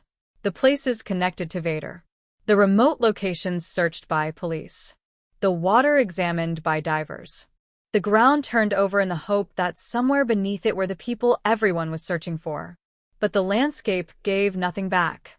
This is one of the strangest aspects of missing person investigations. The earth does not announce what it contains. A forest can look exactly the same after a crime as it did before. A road can carry hundreds of vehicles after something terrible happens beside it. A field can hold a secret for years. Investigators can walk within meters of an answer and never know it. For the McCann family, that possibility must have been unbearable. Because somewhere in that enormous landscape, there might be a place where their parents had been left. And someone might know exactly where it was. That possibility would become especially painful once the legal process began, because the courtroom would eventually answer one question: who was responsible? But it would not answer another: where were Lyle and Marie? The distinction is crucial. A conviction can establish criminal responsibility. It cannot necessarily reconstruct every minute of a crime. It cannot automatically recover missing evidence. And it cannot force a convicted person to reveal every secret they still possess. For years, Vader maintained that he did not kill the McCanns and did not know where their bodies were. That position would remain part of the story even after the court process produced a conviction for 2 counts of manslaughter. For the family, the result was therefore both an ending and a continuation. There was finally a legal judgment, but there was still no physical homecoming. No remains. No burial. No place to stand. That is why the case continued to live beyond the courtroom. It became about more than what happened in July 2010. It became about what society owes the families of people who disappear. It became about the limits of criminal justice. It became about parole. It became about whether a convicted offender should receive release while refusing to provide information that could help a victim's family recover the remains of their loved one. And eventually, the McCann case would become part of a broader Canadian debate about the idea that there should be no parole without a body. But none of that existed, yet on July 3rd, 2010. On that morning, there was only a couple preparing to travel. The road was open. The motorhome was ready. The SUV was attached. The destination was British Columbia. The family expected to see them in 1 week. Perhaps Lyle and Marie were thinking about the drive ahead. Perhaps they were talking about where they would stop for the night. Perhaps Marie was already thinking about seeing their daughter. Perhaps Lyle was watching the road and thinking about the miles ahead. Those details are unknowable. And perhaps that is why the final known image of the couple feels so powerful. It contains no warning. No dramatic symbolism. It is not the kind of image that looks like the beginning of a crime story. It is simply 2 elderly people leaving town. That is all. And yet, because we know what happened afterward, we cannot look at it the same way. Every ordinary detail becomes charged with meaning. The road becomes the beginning of the unknown. The motorhome becomes a future crime scene. The Tucson becomes a repository of evidence. The planned meeting in Abbotsford becomes a missed appointment that will never be rescheduled. And July 3rd becomes a date that the McCann family would never forget. The human mind wants to find a moment when everything changed. A door opened. A person approached. A weapon appeared. A confrontation began. But we do not have that moment. The case gives us fragments. Perhaps that is what makes it so haunting. The disappearance does not unfold before us. It has to be reconstructed backward. We start with the burned motorhome. Then we move toward the SUV. Then toward the evidence. Then toward Vader. Then toward the legal proceedings. And finally, we are forced back to the beginning. To Lyle and Marie. 2 people who were still alive when they left St. Albert. 2 people whose journey should have continued. 2 people who never reached their destination. The distance between those 2 facts is where the mystery lives. There's another reason the absence of a body matters so deeply. A body is not merely evidence. For a family, it is a final physical connection. It is proof that the person who occupied so much of their life existed in a tangible way. It gives grief somewhere to go. A grave becomes a place where memories can gather. A name carved into stone gives the dead a location in the world. Without that, grief can feel suspended. The McCanns had no final place. Their family could remember them everywhere and visit them nowhere. The road became their last known destination. The Alberta wilderness became part of their unfinished story. And the unanswered question became a permanent part of the family's life. Where are they? That question is not merely investigative. It is emotional. It is almost elemental. A child wants to know where their parents are, even when that child is an adult, even after years have passed, even after a court has delivered a verdict. The instinct remains. Bring them home. That desire would eventually shape the family's public campaign. It would appear in statements, hearings, and discussions about parole. It would become part of the argument for a legal approach sometimes summarized as no body, no parole. The logic is simple, even if the policy questions are complicated. If someone has information that could return a missing victim to their family, should that information matter when the offender asks for freedom? For the McCann family, this was not an abstract legal debate. It was personal. Their parents were still missing, and the man convicted in connection with their deaths was still alive. That imbalance would remain painful. Two people had vanished from the world. One person remained. And one person, according to the legal system, bore criminal responsibility for their deaths. But the final location of Lyle and Marie remained unknown. That is where the story becomes darker than the verdict itself. Because a verdict can tell us what a court believes has been proven. It cannot tell us every secret that exists beyond the evidence. And in this case, there was one secret the family wanted more than any other. Where did you leave them? It is a question that can be asked in anger. It can be asked in desperation. It can be asked quietly. It can be repeated for years. And perhaps the most painful thing about it is that there may be someone who knows the answer. Somewhere there may be a memory of a road, a turn, a field, a piece of forest, a location that exists outside the public record. Somewhere there may be a place that looks completely ordinary to everyone else. But to someone who knows the story, that place could contain the final chapter of Lyle and Marie's lives. Investigators searched. Dogs searched. Divers searched. Police returned to areas connected to the investigation. But no search produced what the family needed. And time kept moving. 2010 became 2011. 2011 became 2012. The case entered the courts. Charges were laid. Legal challenges followed.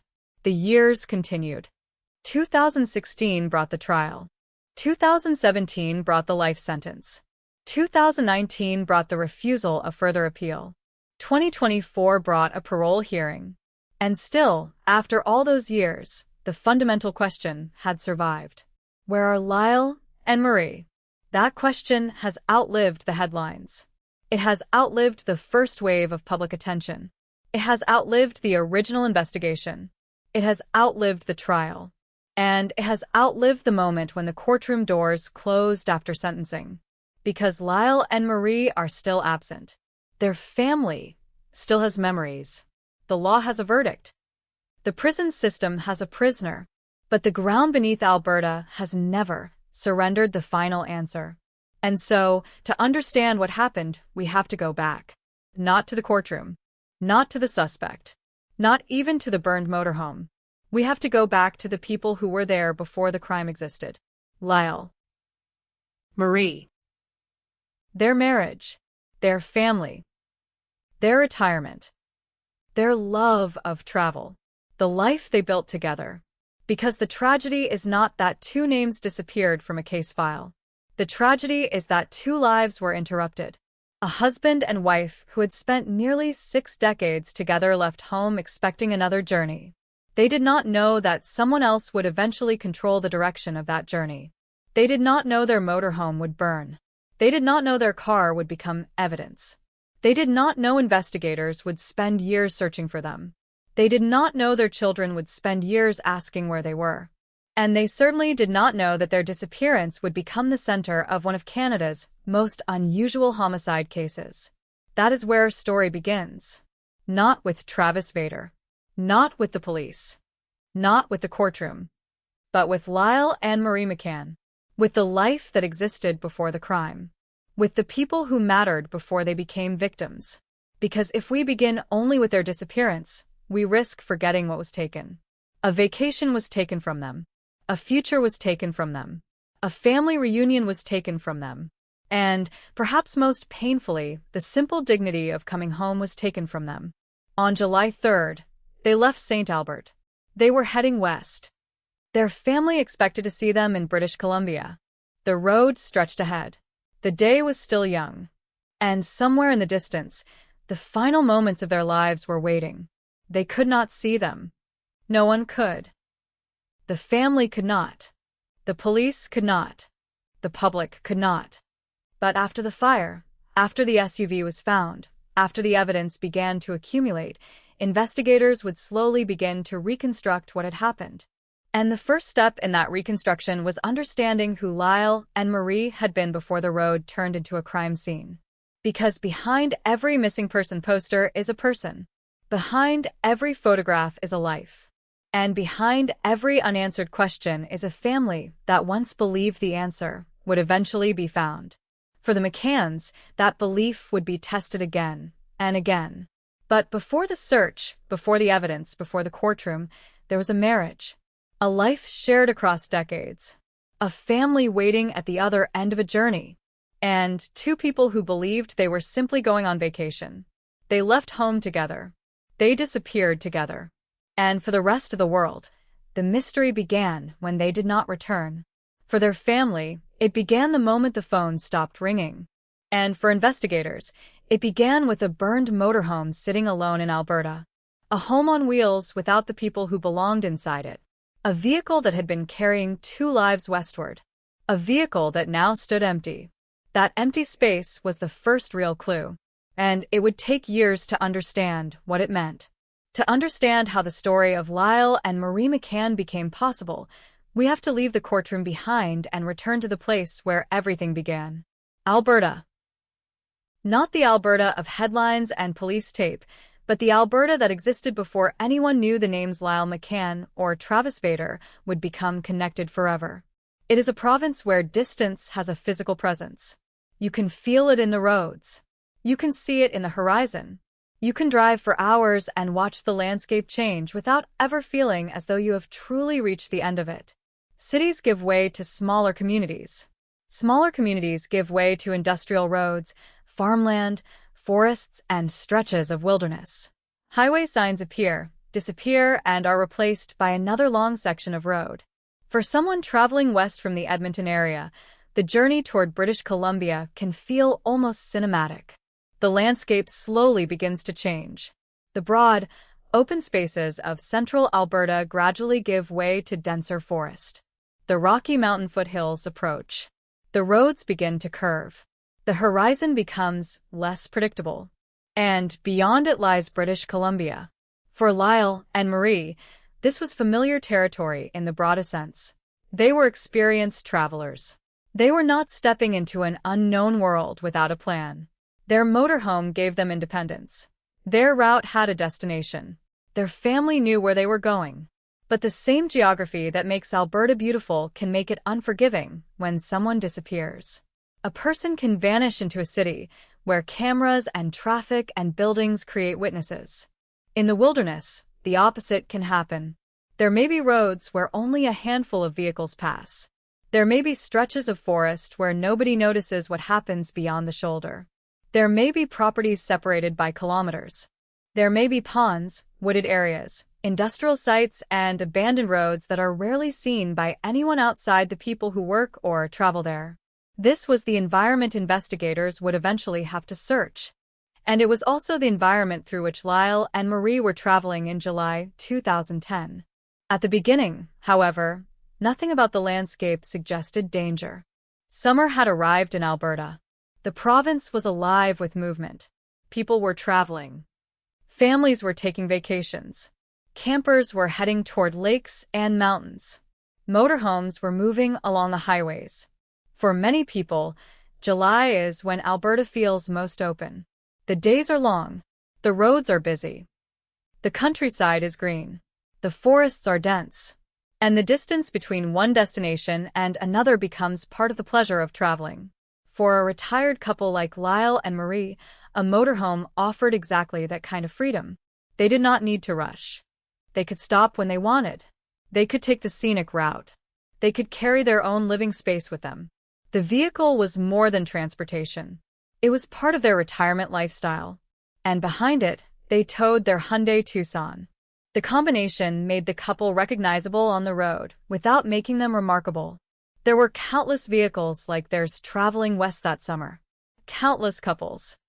Countless vacation plans. That anonymity would later become one of the most disturbing elements of the case. Because when Lyle and Marie disappeared, Investigators had to find them within a moving landscape filled with thousands of other travelers. A person could have seen them without remembering them. A gas station attendant could have served them without realizing the interaction would become significant. Another driver could have passed them on the highway without knowing they were witnessing the final hours of a couple's lives. This is one of the cruel realities of ordinary life. The most important moments are often invisible while they are happening. A person can walk past the scene of a future crime and have no idea. A cashier can speak to a future victim and remember nothing unusual.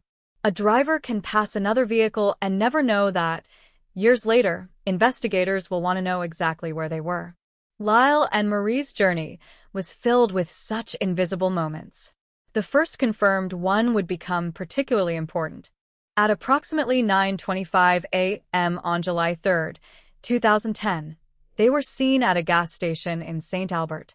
That moment gives investigators something precious. A time. A place. A direction. A vehicle.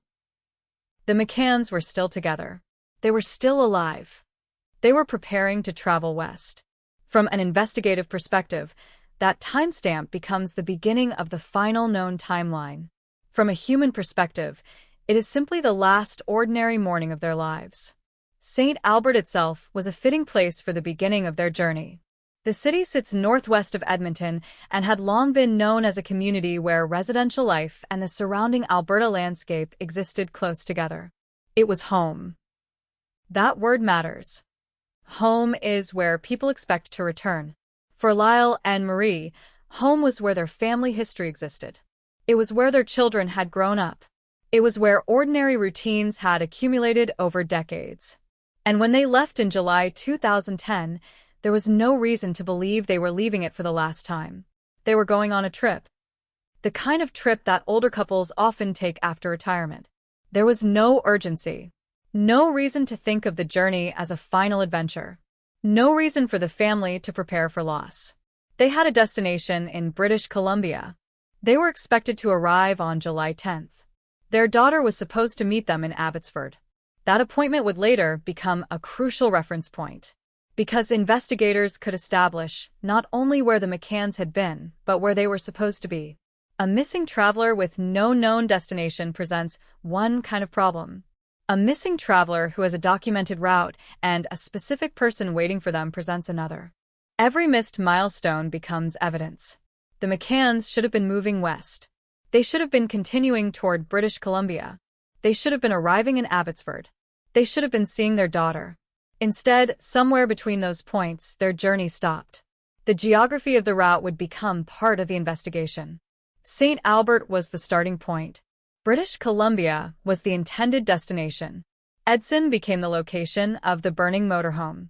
Highway 16 became associated with the recovered Hyundai Tucson. Piers and surrounding areas became part of the search. The map of the case began to take shape. And when investigators looked at that map, they were not simply looking at roads. They were looking for movement. Who moved where? Which vehicle went where? Who had access to it? When did it move? Where do the phones connect? Where could a person have gone unnoticed? A map can look simple on paper. A line from one town to another. But real terrain is never just a line. There are exits, back roads, service roads, private properties, forested areas, bodies of water, places where a vehicle can stop without being immediately noticed, places where a person can leave the highway and disappear from view. The area around Edson was particularly significant because it sits along a major route west. The town is surrounded by forests, industrial activity, and the vast northern Alberta landscape. It is a place where the highway can feel like a corridor through a much larger wilderness. For investigators, that meant opportunity. For someone trying to hide evidence, it could mean the same thing. The road carried traffic. But just beyond the road was space. A lot of space. That difference would become important. The McCann's motorhome was found near Minnow Lake. It had been burned. The fact that it was burned immediately transformed the environment around it. Fire destroys. It changes surfaces. It damages objects. It can erase traces.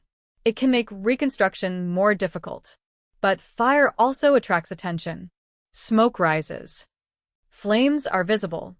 A burning vehicle in an isolated area is not invisible. Eventually, someone notices. That was how the burned motorhome entered the story. The people who discovered it were not looking for Lyle and Marie.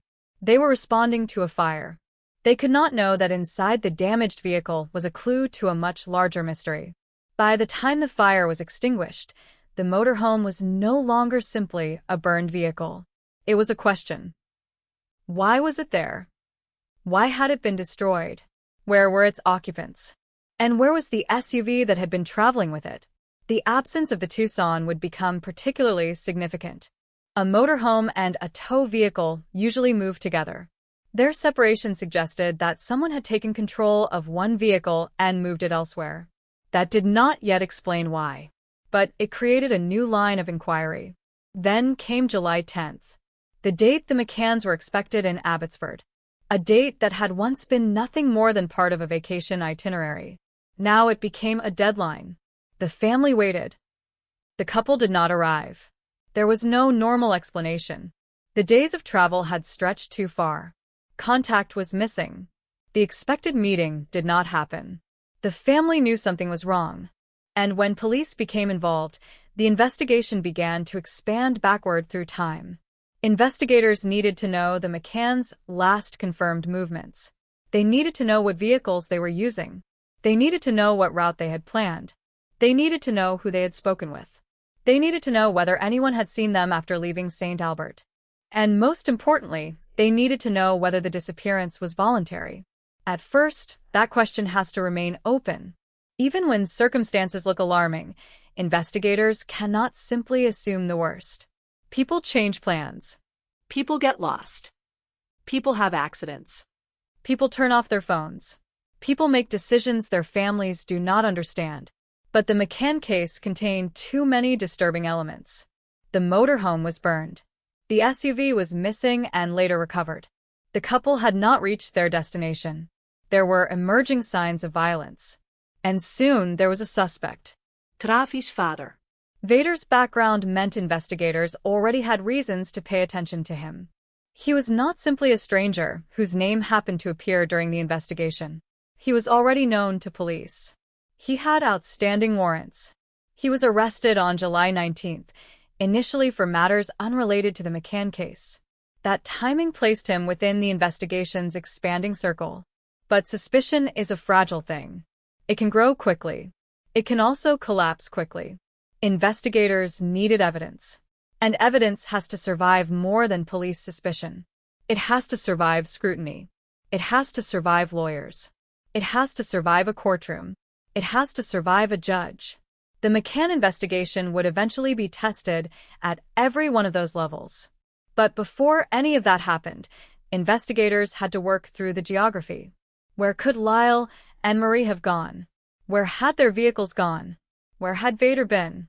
Where had his phone been? What locations connected the people and the vehicles? And if the couple had been killed, where could their bodies have been concealed? The last question would become the hardest, because Alberta's wilderness does not give up secrets easily. Imagine searching an area covered in dense vegetation. You have coordinates. You have descriptions. You have possible locations. But you do not know exactly what you are looking for. The search teams would eventually investigate areas associated with Vader. One of those locations was near Nojak. Other searches focused on water and property. Divers examined ponds and septic areas. Investigators returned to places where they believed the couple might have been taken. But every negative search created another layer of frustration. The absence of remains could mean the search was in the wrong place. It could mean evidence had been moved. It could mean the terrain was more difficult than expected. It could mean investigators were looking for something that had been concealed extremely well. The possibilities multiplied.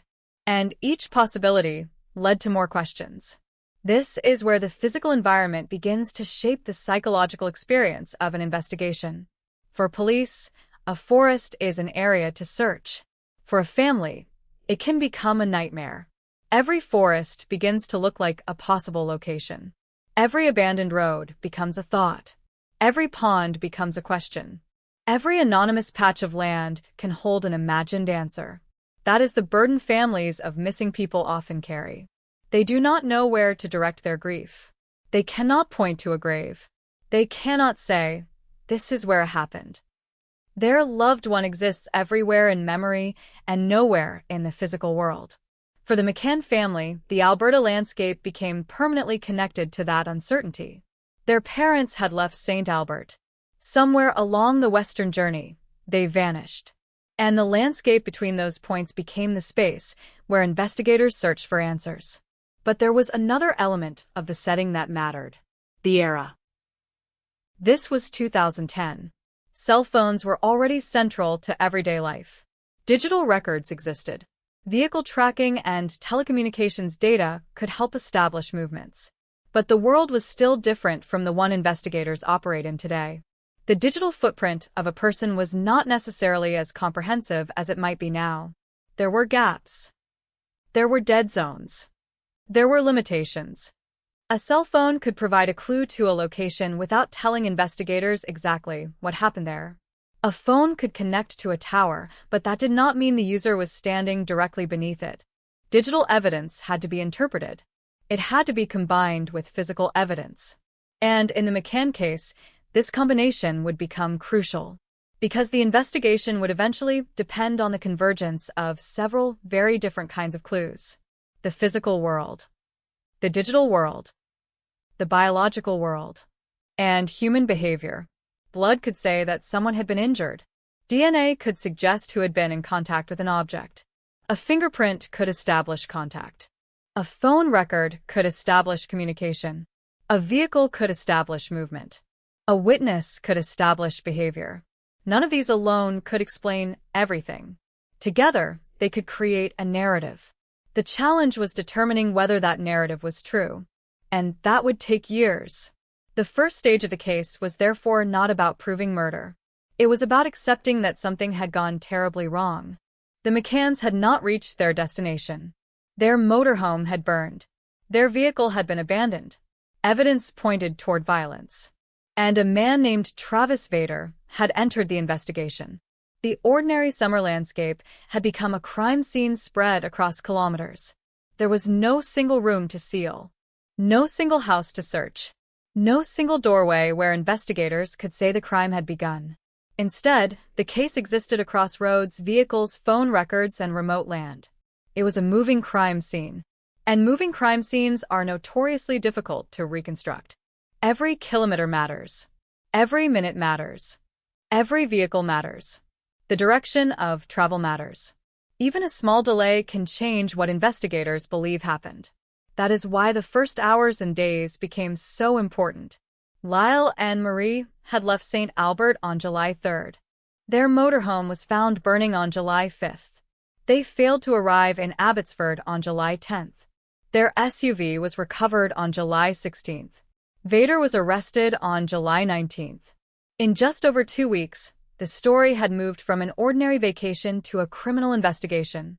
But even then, investigators did not have the most basic piece of information. They did not know where Lyle and Marie were. They could not call them. They could not knock on a door. They could not ask them what happened. The victims themselves were unavailable to tell their story. So the landscape had to speak for them. The vehicles had to speak. The evidence had to speak. The phone records had to speak. And eventually, the courtroom would have to decide whether all those voices were telling the same story. But before the law could make that decision, investigators had to enter the world of the McCanns. Their homes. Their routines. Their family. Their plans. Their personalities. Because a missing person's behavior cannot be understood without knowing who that person was. If Lyle and Marie had suddenly disappeared under normal circumstances, perhaps there would be an innocent explanation. But if their habits, relationships, and plans made that unlikely, the significance of the disappearance changed. Investigators needed to know the couple. The family needed to tell them who their parents were. And the public needed to understand that the two people at the center of the case were not merely two elderly names attached to a burned motorhome. They were a husband and wife who had spent most of their lives together. They were parents. They were grandparents.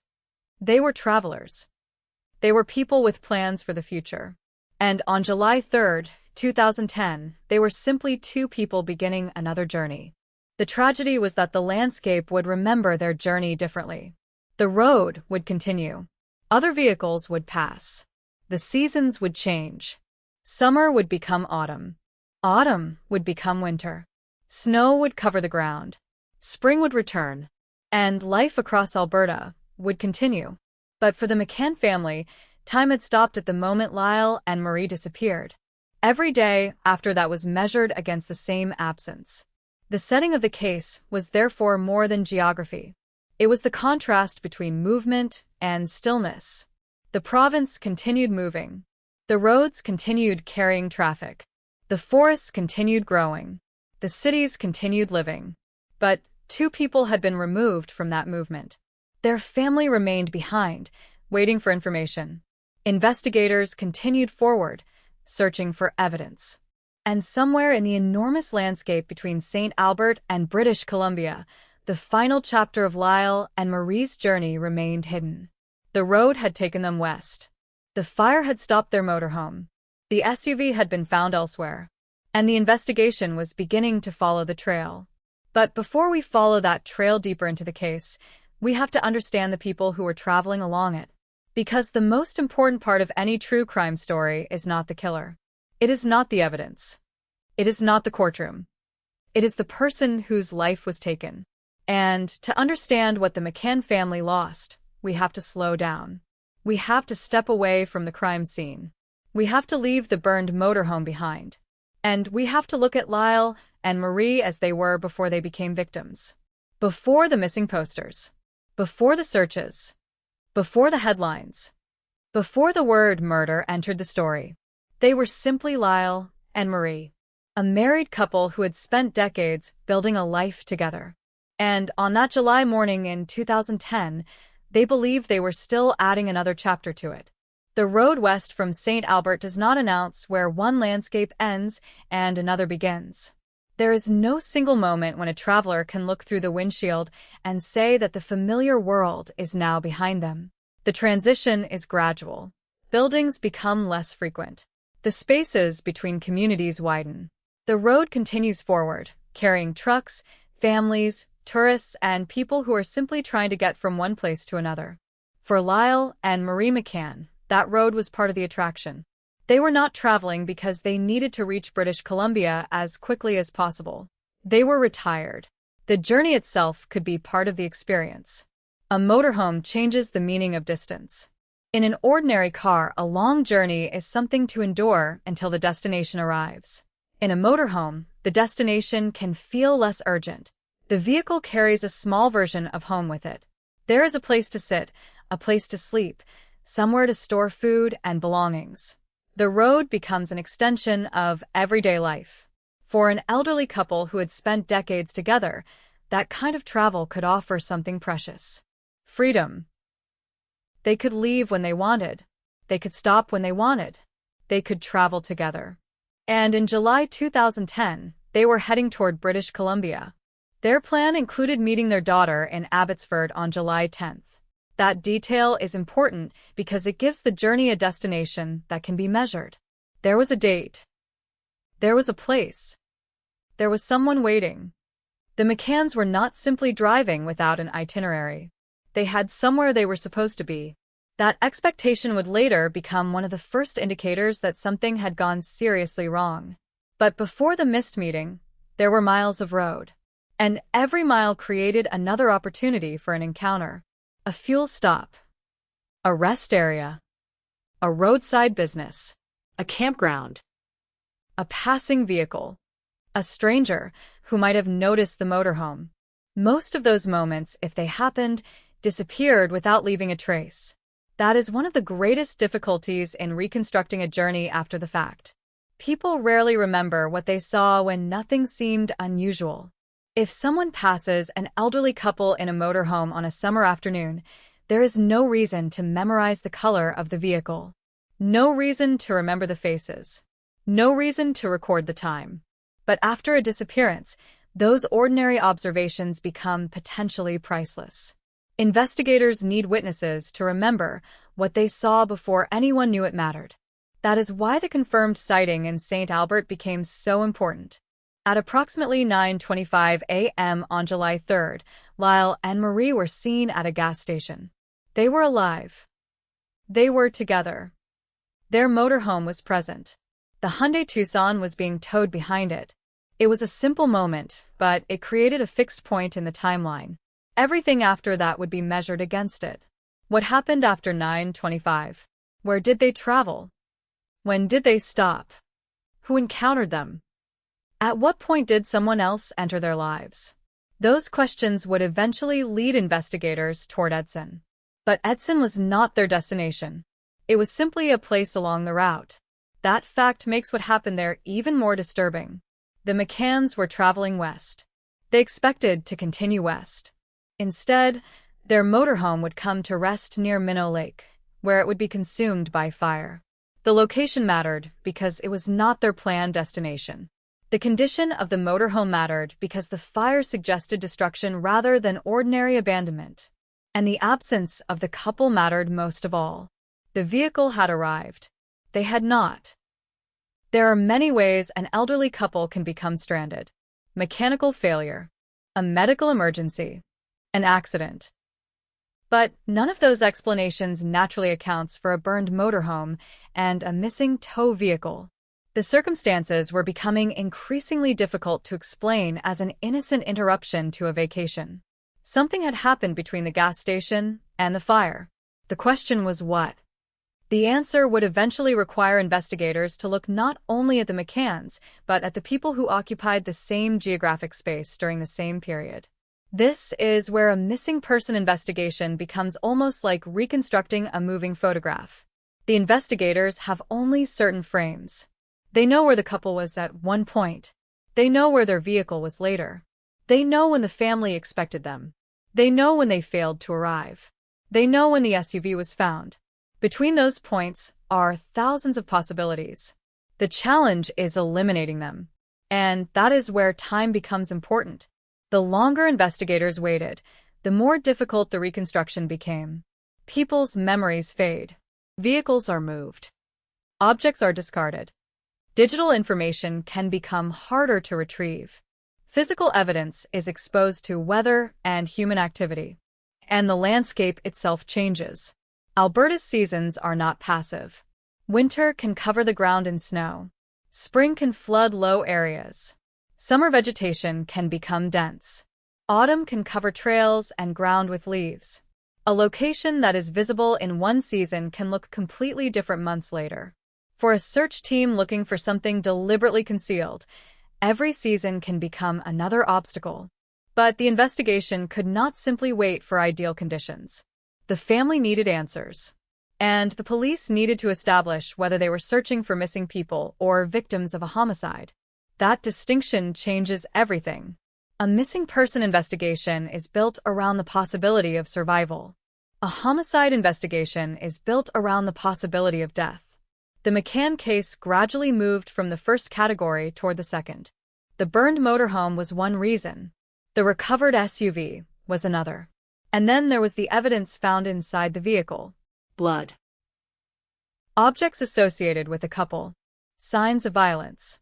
Traces that would eventually be linked to Travis Vader. The SUV was therefore more than a vehicle recovered from a roadside. It was a container of information. Investigators could examine it piece by piece. Every surface could potentially tell them who had been there. Every object could potentially establish a sequence. Every biological trace could potentially connect people to places. But forensic evidence does not arrive with captions. A bloodstain does not say, "This happened at 4 p.m." A fingerprint does not say, "I was left here during the crime." DNA does not automatically explain why someone came into contact with an object. The evidence must be interpreted. That interpretation would eventually become one of the central battles in court.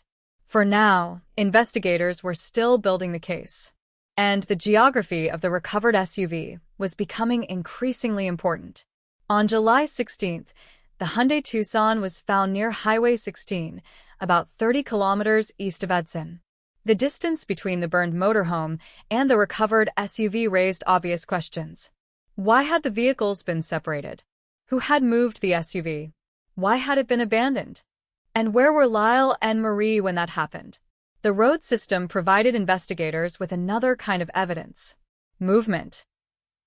A vehicle cannot move without leaving some kind of trace. Perhaps it is seen. Perhaps it uses a road. Perhaps someone notices it at a business. Perhaps a phone associated with the people inside it connects to a cellular tower. Perhaps someone leaves a physical trace behind. The more investigators examined the case, the more they began to see these separate forms of information overlapping. The physical evidence pointed one way. The digital evidence provided another line. The movements of people provided another. And the background of Travis Vader provided yet another. Vader's name was not initially synonymous with the McCann case. He became significant because of circumstances surrounding the investigation. He was already known to police. He had outstanding warrants. And on July 19th, he was arrested on those unrelated matters. But his arrest created an opportunity for investigators.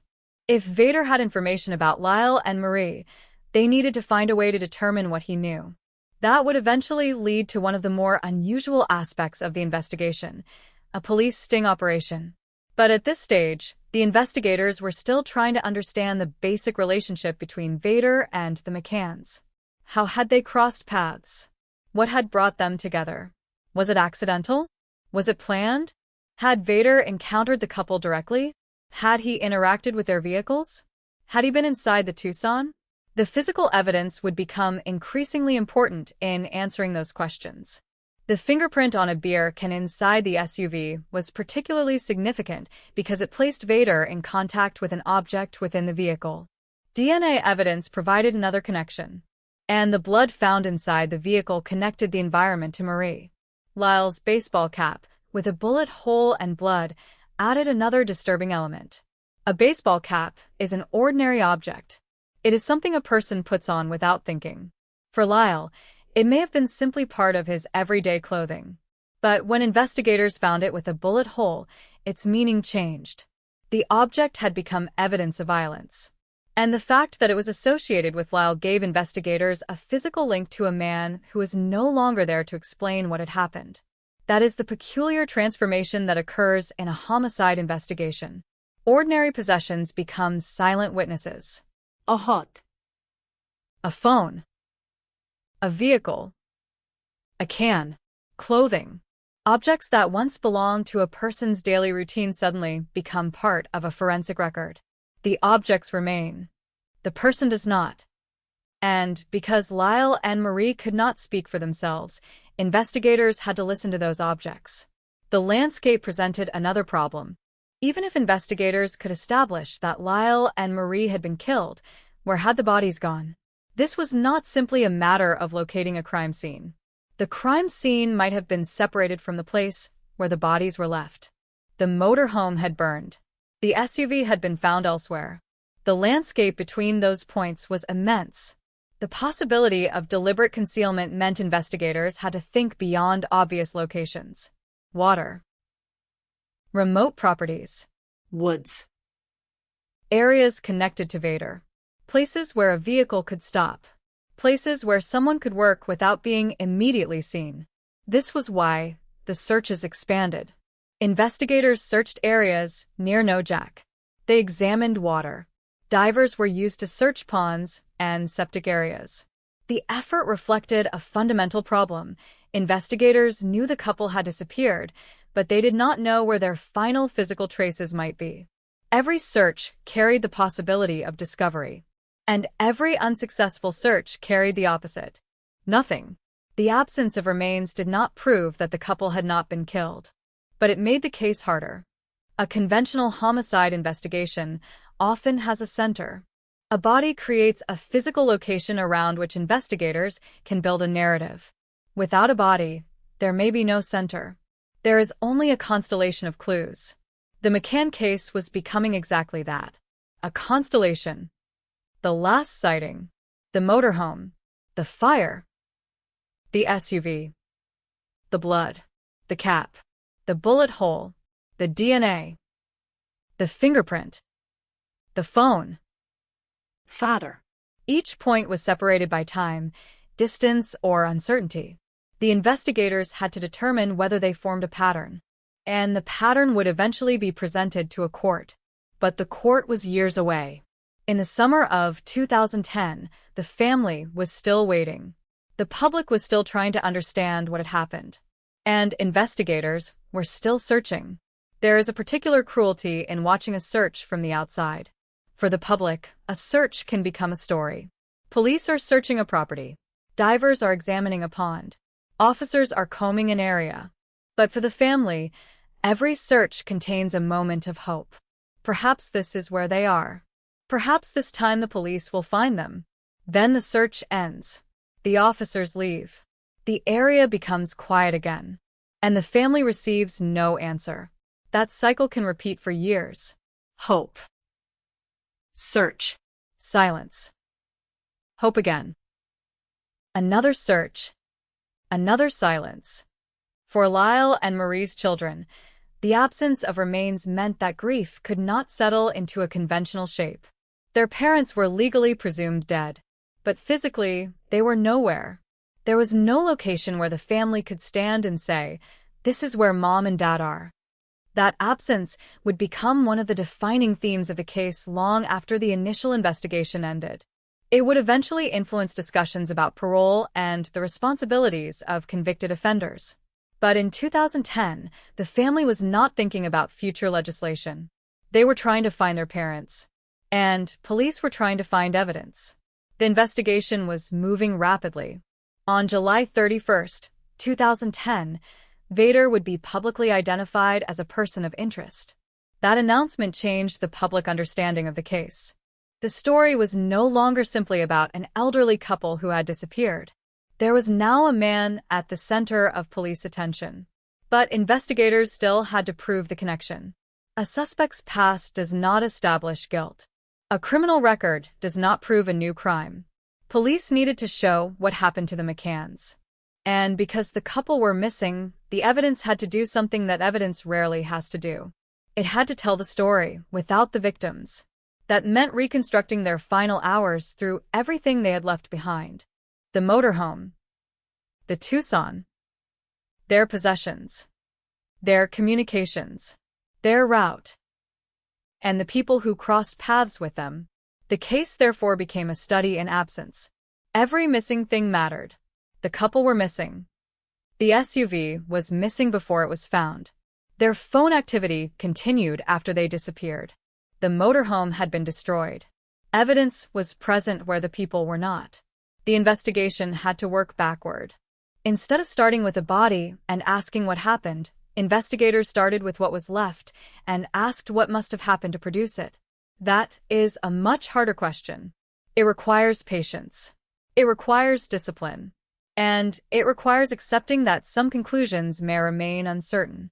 The public, however, rarely experiences a case that way. People want a beginning, middle, and end. They want a villain. They want a motive. They want a weapon. They want a body. They want a confession. The McCann case offered none of those things in the clean form people expect.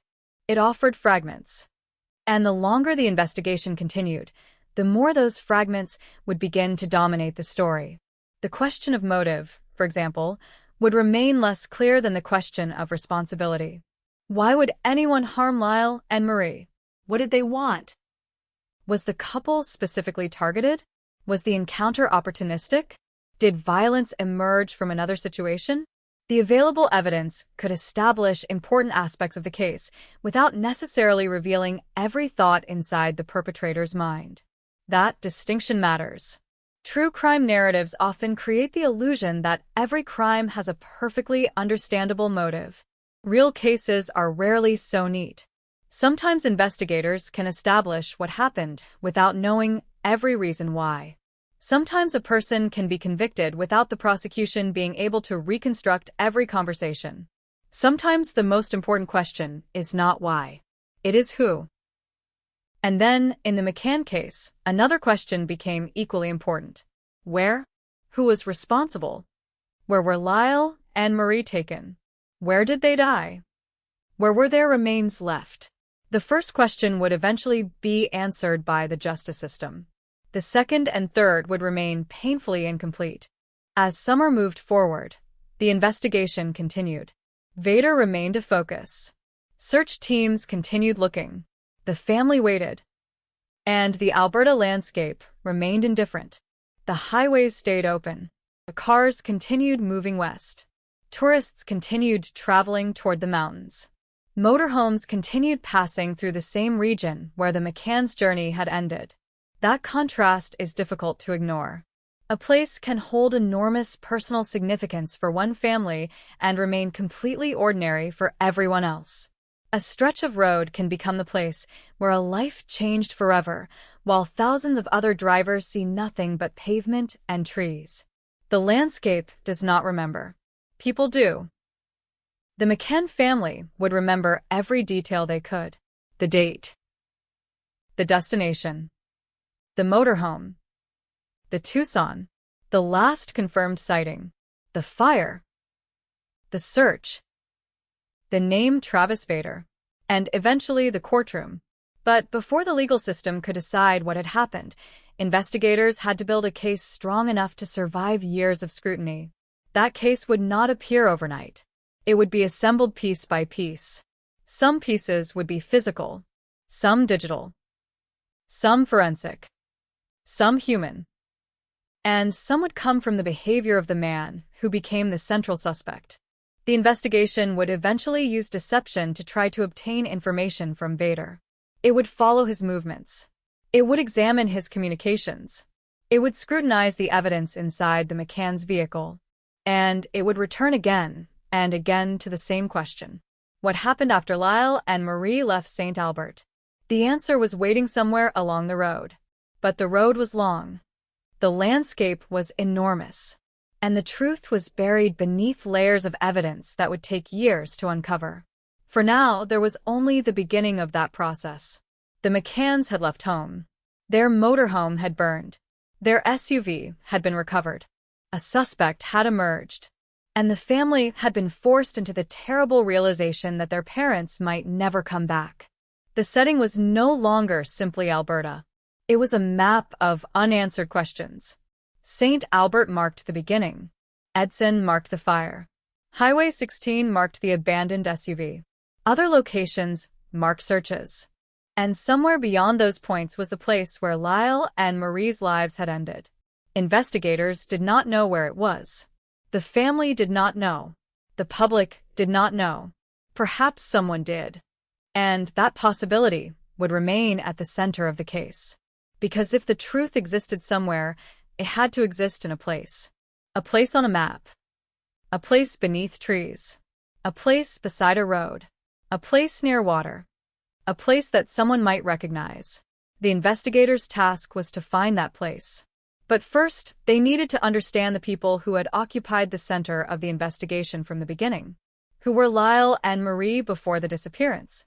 What did their family know about their plans? What did their everyday life tell investigators about what happened? And why did their absence become so immediately alarming to the people who knew them best? Those questions would take us away from the roads and forests of Alberta and back into the McCann home. Because every journey has a starting point. And every victim has a life before the crime. For Lyle and Marie, that life had lasted nearly 6 decades together. The road west was only one chapter. The final chapter. And before we can understand how it ended, we need to understand what had been written before it. By the time the McCanns disappeared, they had already lived through the kind of history that makes a single week seem almost impossibly small. Their marriage had begun in 1952. Decades passed. Children were born and raised. The world around them changed. The roads changed. Cars changed. Technology changed. The communities they knew changed. But the fundamental rhythm of their lives remained familiar. 2 people building a life together and, eventually, reaching the stage where they could decide how to spend the years that remained. That was the world Lyle and Marie inhabited in 2010. They were no longer young. At 78 and 77, respectively, they had already lived through most of the ordinary milestones people spend their lives anticipating. They had raised a family. They had watched their children become adults. They had reached retirement. And now they had the freedom to travel.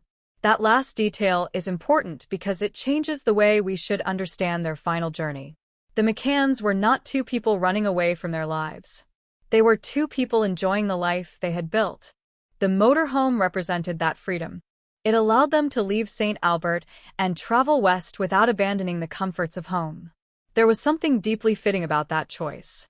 After decades spent following schedules, responsibilities, and family obligations, retirement could finally mean waking up and deciding where the road would take you. For Lyle and Marie, British Columbia was not simply a point on a map. It was part of a larger pattern of travel and family. They had a reason to go. Their daughter was expecting them in Abbotsford. There was a plan. There was a date. There was a person waiting at the other end. That makes what happened afterward especially difficult to reconcile. Because the journey did not begin with uncertainty. It began with intention. The couple knew where they were going. Their family knew where they were going. And the family had every reason to believe they would arrive. That expectation would eventually become one of the most painful things about the case. When someone disappears under mysterious circumstances, the mind naturally returns to the last normal moment. What did they say? What were they carrying? Did they seem worried? Did anything feel different? Was there a warning that nobody recognized? Families can spend years replaying those questions. They can examine memories that once seemed insignificant and try to discover a hidden meaning. A conversation that had been forgotten suddenly becomes important. A change in routine becomes suspicious. A missed telephone call becomes something to analyze. The problem is that ordinary life rarely provides advance notice of tragedy. People do not usually know when they are living through their final ordinary morning. There is no invisible line across the calendar. No warning that says, remember this moment, because tomorrow everything will be different. For Lyle and Marie, July 3rd, 2010, was simply the day they left. Their motorhome was prepared. Their Hyundai Tucson was being towed. They were heading west. At approximately 9:25 that morning, they were seen at a gas station in St. Albert. Nothing about that sighting needed to feel historic. There was no reason for anyone watching them to think they were looking at a couple who would soon become the center of a massive criminal investigation. The ordinary nature of the sighting is precisely what makes it so haunting. They were alive. They were together. They were beginning their journey. And then the known timeline starts to break apart. Somewhere beyond St. Albert, the certainty disappears. There are no longer clean images of the couple moving toward their destination. Instead, there are vehicles, records, fragments, locations, and eventually fire. That transition is where the case begins to feel less like a missing person investigation and more like a reconstruction of a vanished life. Investigators were not simply trying to find two travelers. They were trying to determine what had happened to two people whose journey had been interrupted somewhere between the known and the unknown. The first major physical clue came from the motorhome. It was discovered burning near Minnow Lake in the Edson area on July 5th. By itself, a burned vehicle would not automatically prove a homicide. Vehicles catch fire. Accidents happen. Mechanical problems happen. But context matters. This was not an abandoned vehicle belonging to a stranger. It was the motorhome of a missing elderly couple. And the couple themselves were nowhere to be found. Their Hyundai Tucson was also gone. That combination changed the nature of the investigation. A vehicle had burned. Its occupants were missing. The second vehicle was missing. And the family was expecting the couple to arrive in British Columbia only days later. Something was wrong. The investigators now had to think beyond the possibility of an accident. They had to consider that another person might have been involved. That possibility is what makes the physical environment so important. The McCanns were traveling through a region where the distance between populated areas could be substantial. There were roads that moved through forests. There were isolated properties. There were bodies of water. There were places where someone could stop a vehicle without attracting immediate attention. For a traveler, those spaces could be beautiful. For a search team, they could be enormous. The same wilderness that provides solitude can make a missing person extraordinarily difficult to find. Imagine knowing that somewhere within a large geographic area there may be a vehicle, a personal possession, or human remains. Now, imagine not knowing the exact location. You can divide the map. You can identify areas of interest. You can follow clues. But every search area is still large. Every tree is one among thousands. Every patch of earth looks ordinary. Every body of water has to be considered. And if the evidence has been deliberately concealed, the landscape itself becomes an accomplice. It does not move. It does not speak. It simply remains. That was the environment investigators faced as the McCann investigation developed. The search would eventually extend to locations connected with Travis Vader. One area near Nojak became significant. Police also searched water and septic areas, using divers in an effort to locate evidence or remains. But the searches produced no discovery of Lyle or Marie. The absence of their bodies became more than an investigative obstacle. It became the defining characteristic of the case. Without remains, investigators could not simply point to a grave and say this was the end. They had to construct the conclusion from circumstances. The legal system would eventually have to determine whether the evidence was strong enough to prove that Lyle and Marie were dead and that Vader was criminally responsible. But before the case reached that stage, there was another question. Who was Travis Vader? Vader was approximately 38 years old at the time. He was already known to law enforcement. He had a criminal history. There were outstanding warrants. And on July 19th, he was arrested on matters that were not initially the McCann homicide charges. That arrest would place him in a position where investigators could focus more closely on his movements and associations. The question was no longer simply where the McCanns had gone. It was whether their path had intersected with Vader's. The answer would gradually emerge through evidence. Not one dramatic discovery, not one perfect clue, but a collection of details that, taken together, created a picture. That is often how difficult criminal cases are solved. The truth does not necessarily arrive in a single moment. It accumulates. A small piece appears, then another, then another. At first, the pieces may seem unrelated. Eventually, they begin to overlap. The McCann case would become an example of precisely that kind of investigation. The Tucson was particularly important. Inside it, investigators found evidence that connected the vehicle to the McCanns and to the violence surrounding their disappearance. There was blood belonging to Marie. There was a baseball cap associated with Lyle. There was a bullet hole in the cap. There was also forensic evidence connecting Vader to the vehicle, including DNA and a fingerprint. These discoveries transformed the Tucson from an abandoned vehicle into something much more significant. It had become a witness. A silent witness, unable to explain what had happened, but capable of preserving traces. The blood could not describe the moment it was deposited. The cap could not tell investigators who had fired the weapon. The fingerprint could not explain why Vader had touched the object. But together, they created questions that investigators could pursue. How did Vader's fingerprint get there? Why was the blood there? Why did an item associated with Lyle show evidence of a gunshot? What happened inside the vehicle? And where were Lyle and Marie when these things occurred? The answers were not all immediately available. Some would take years to establish. Some would remain contested. But the direction of the investigation had changed. The possibility that Lyle and Marie had simply disappeared voluntarily was becoming harder to sustain. The evidence was beginning to tell a different story. A violent story. A story in which the couple had encountered circumstances from which they did not return. And somewhere inside that story was Travis Vader. The police investigation would eventually go beyond physical evidence. It would examine cell phone data. Digital information can be powerful in a case like this because people carry their movements with them without necessarily realizing it.